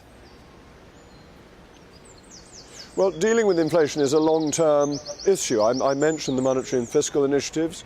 The other thing you can do, which is my area of responsibility in Brexit opportunities and government efficiency, are the so-called supply-side reforms. And these are simply taking the burdens off business, which make economic activity in this country more expensive and lead to higher prices. So this is things like freer trade, which allow goods to come into this country more cheaply, that saves people money. So yes, you're right, these are long-term initiatives.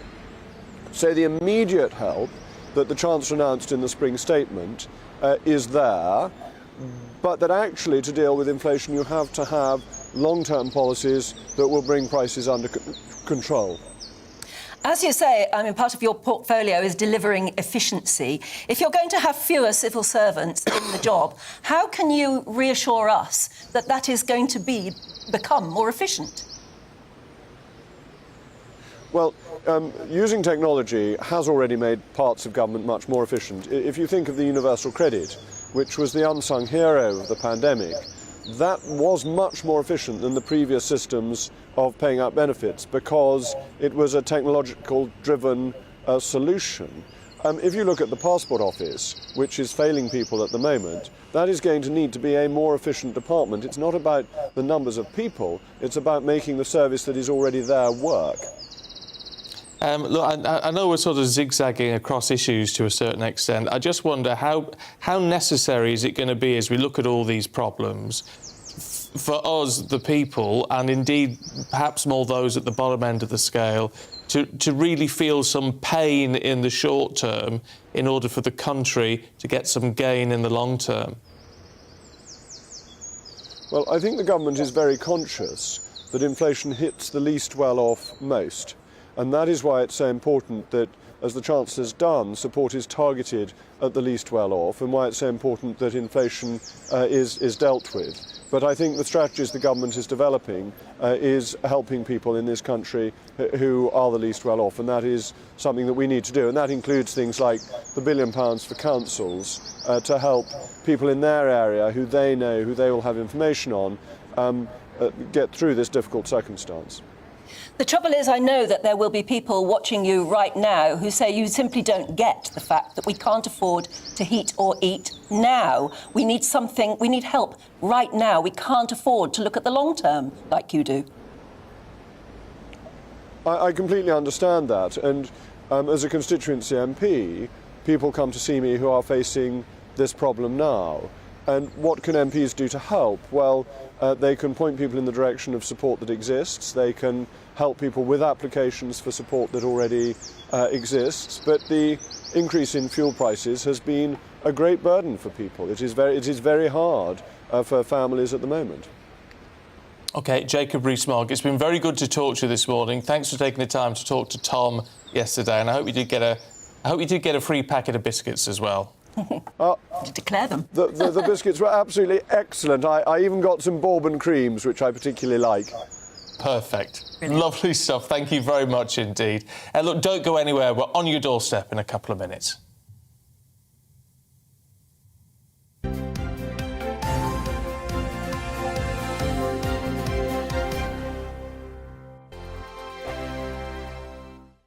Every morning from 6 o'clock, we'll wake you up with GB News Breakfast with all the stories you didn't know from the night before. So whether it's serious news, entertainment, or your own views from all over our great nation, we're here to kick off your day with a smile. The national media should be reflecting and reporting what's happening here. You will notice the northwestern accents.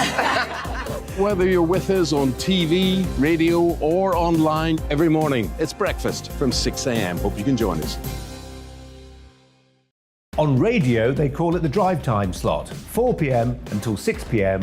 as listeners head home. It's that part of the schedule when the dust of the day's events begin to clarify, and we try to make sense of it for you. Brazier is drive time for radio and TV. It's fast, it's punchy, it's opinionated, there's a Brazier angle, and a little bit of levity. That's the question. That's two questions, actually. That's Brazier, Monday to Thursday, 4 till 6 on GB News. Hello, I'm Michelle Dewberry, and you can join me every weekday 6 till 7 on Jubes and Kerr. Me and my panel will get stuck right into the day's events, and I can tell you, in fact, I can warn you, expect some robust debates, some strong opinions and perspectives from both sides of the fence. It's about you at home as well. I love to read out all of your comments, or at least as many as I can. So join me, Michelle Dewberry, Monday to Friday, 6 till 7 on Jubes and Kerr. I'm Dan Wootton. Join me Monday to Thursday from 9 to 11 for the feistiest and most fun news debate on TV, where free speech reigns. I'll bring you a sharp take on the day's biggest stories, bombshell newsmaker interviews, and A-list guests. And I guarantee you, no spin, no bias, no censorship, and no reason to go to bed. That's Dan Wootton tonight, Monday to Thursdays from 9 on GB News.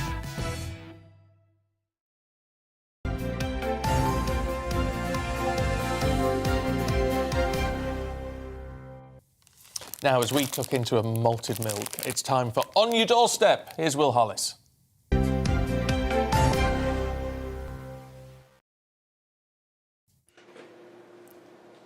Good morning. Yes, a malted milk, it probably is my favourite biscuit, but of course you can't come to places like Milton Mewbury for On Your Doorstep if you don't go to the local cheese shop. Now, I know that we've only got a few minutes before the end of the programme, but I wanted to come in and speak to Tim Brown. Tim, you're the owner of the Melton Cheese Board.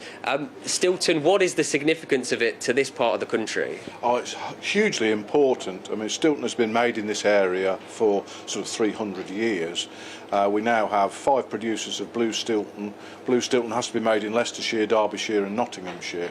And it employs a lot of people actually making the cheeses, obviously the farms that it supports in terms of the milk coming off the farms into the dairies, very important, and it helps to keep milk obviously flowing and money in the local economy, which is very important. You can't get away from a place like this without having actually a bit of a look at what makes Stilton so special. If you don't really know what Stilton is, give us a little bit of a look at what makes this cheese so special and why people love it so much here in Melton Mowbray and elsewhere. There we go, Will. That's half a Stilton, weighs about 4 kilos. This particular one comes from a dairy 5 miles away, Long Clawson, and they take milk from about 40 farms within a 20-mile radius of here.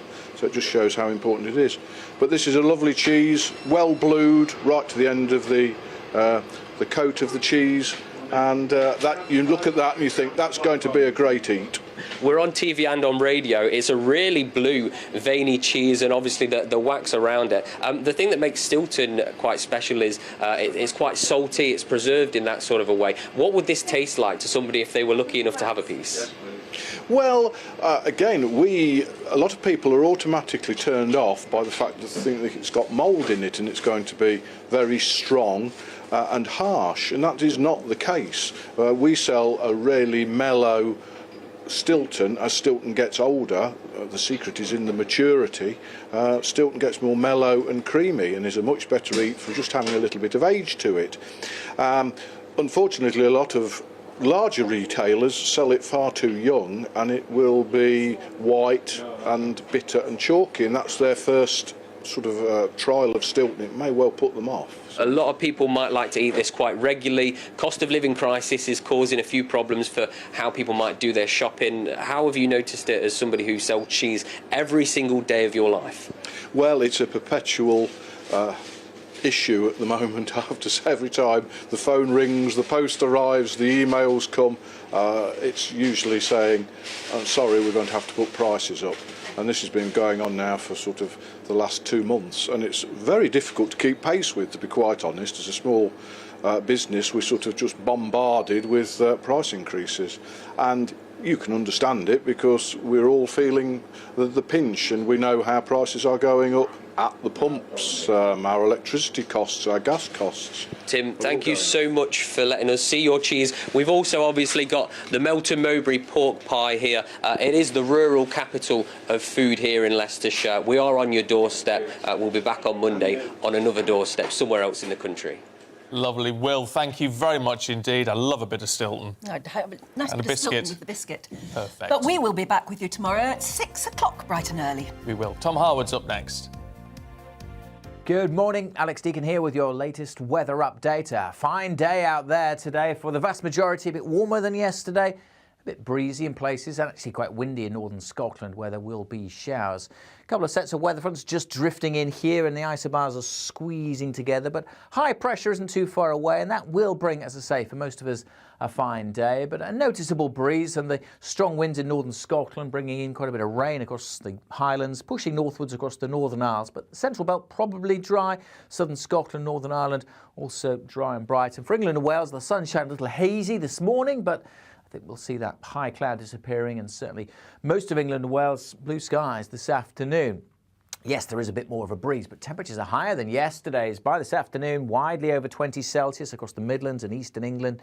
23 is possible, 15 in Glasgow, so feeling a little fresher here and certainly across the far northwest with that gusty wind and a few showers, which will keep going through this evening, but for most it's dry and fine. If you're heading out with clear skies as the winds ease, it could just turn a little misty in a few spots through the early hours, so perhaps a little misty and murky first thing on Saturday morning. Certainly a colder night tonight than the one just gone, widely down to single figures and some spots not too far off freezing to start Saturday morning, but quite quickly.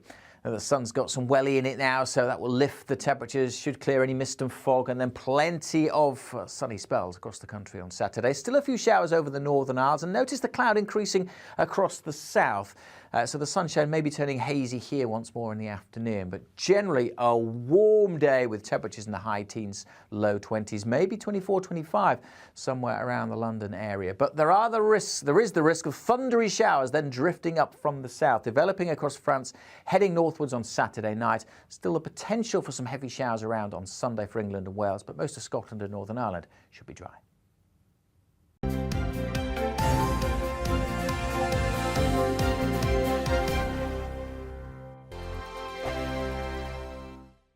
Every morning from 6 o'clock, we'll wake you up with GB News Breakfast with all the stories you didn't know from the night before. So whether it's serious news, entertainment, or your own views from all over our great nation, we're here to kick off your day with a smile. The national media should be reflecting and reporting what's happening here. You will notice the northwestern accents. Whether you're with us on TV, radio, or online, every morning, it's breakfast from 6 a.m. Hope you can join us. On radio, they call it the drive time slot, 4 p.m. until 6 p.m. as listeners head home. It's that part of the schedule when the dust of the day's events begin to clarify, and we try to make sense of it for you. Brazier is drive time for radio and TV. It's fast, it's punchy, it's opinionated, there's a Brazier angle, and a little bit of levity. That's the question. That's two questions, actually. That's Brazier, Monday to Thursday, 4 till 6 on GB News. Hello, I'm Michelle Dewberry, and you can join me every weekday 6 till 7 on Jubes and Kerr. Me and my panel will get stuck right into the day's events, and I can tell you, in fact, I can warn you, expect some robust debates, some strong opinions and perspectives from both sides of the fence. It's about you at home as well. I love to read out all of your comments, or at least as many as I can. So join me, Michelle Dewberry, Monday to Friday, 6 till 7 on Jubes and Kerr. I'm Dan Wootton. Join me Monday to Thursday from 9 to 11 for the feistiest and most fun news debate on TV, where free speech reigns. I'll bring you a sharp take on the day's biggest stories, bombshell newsmaker interviews, and A-list guests. And I guarantee you, no spin, no bias, no censorship, and no reason to go to bed. That's Dan Wootton Tonight, Monday to Thursdays from 9 on GB News.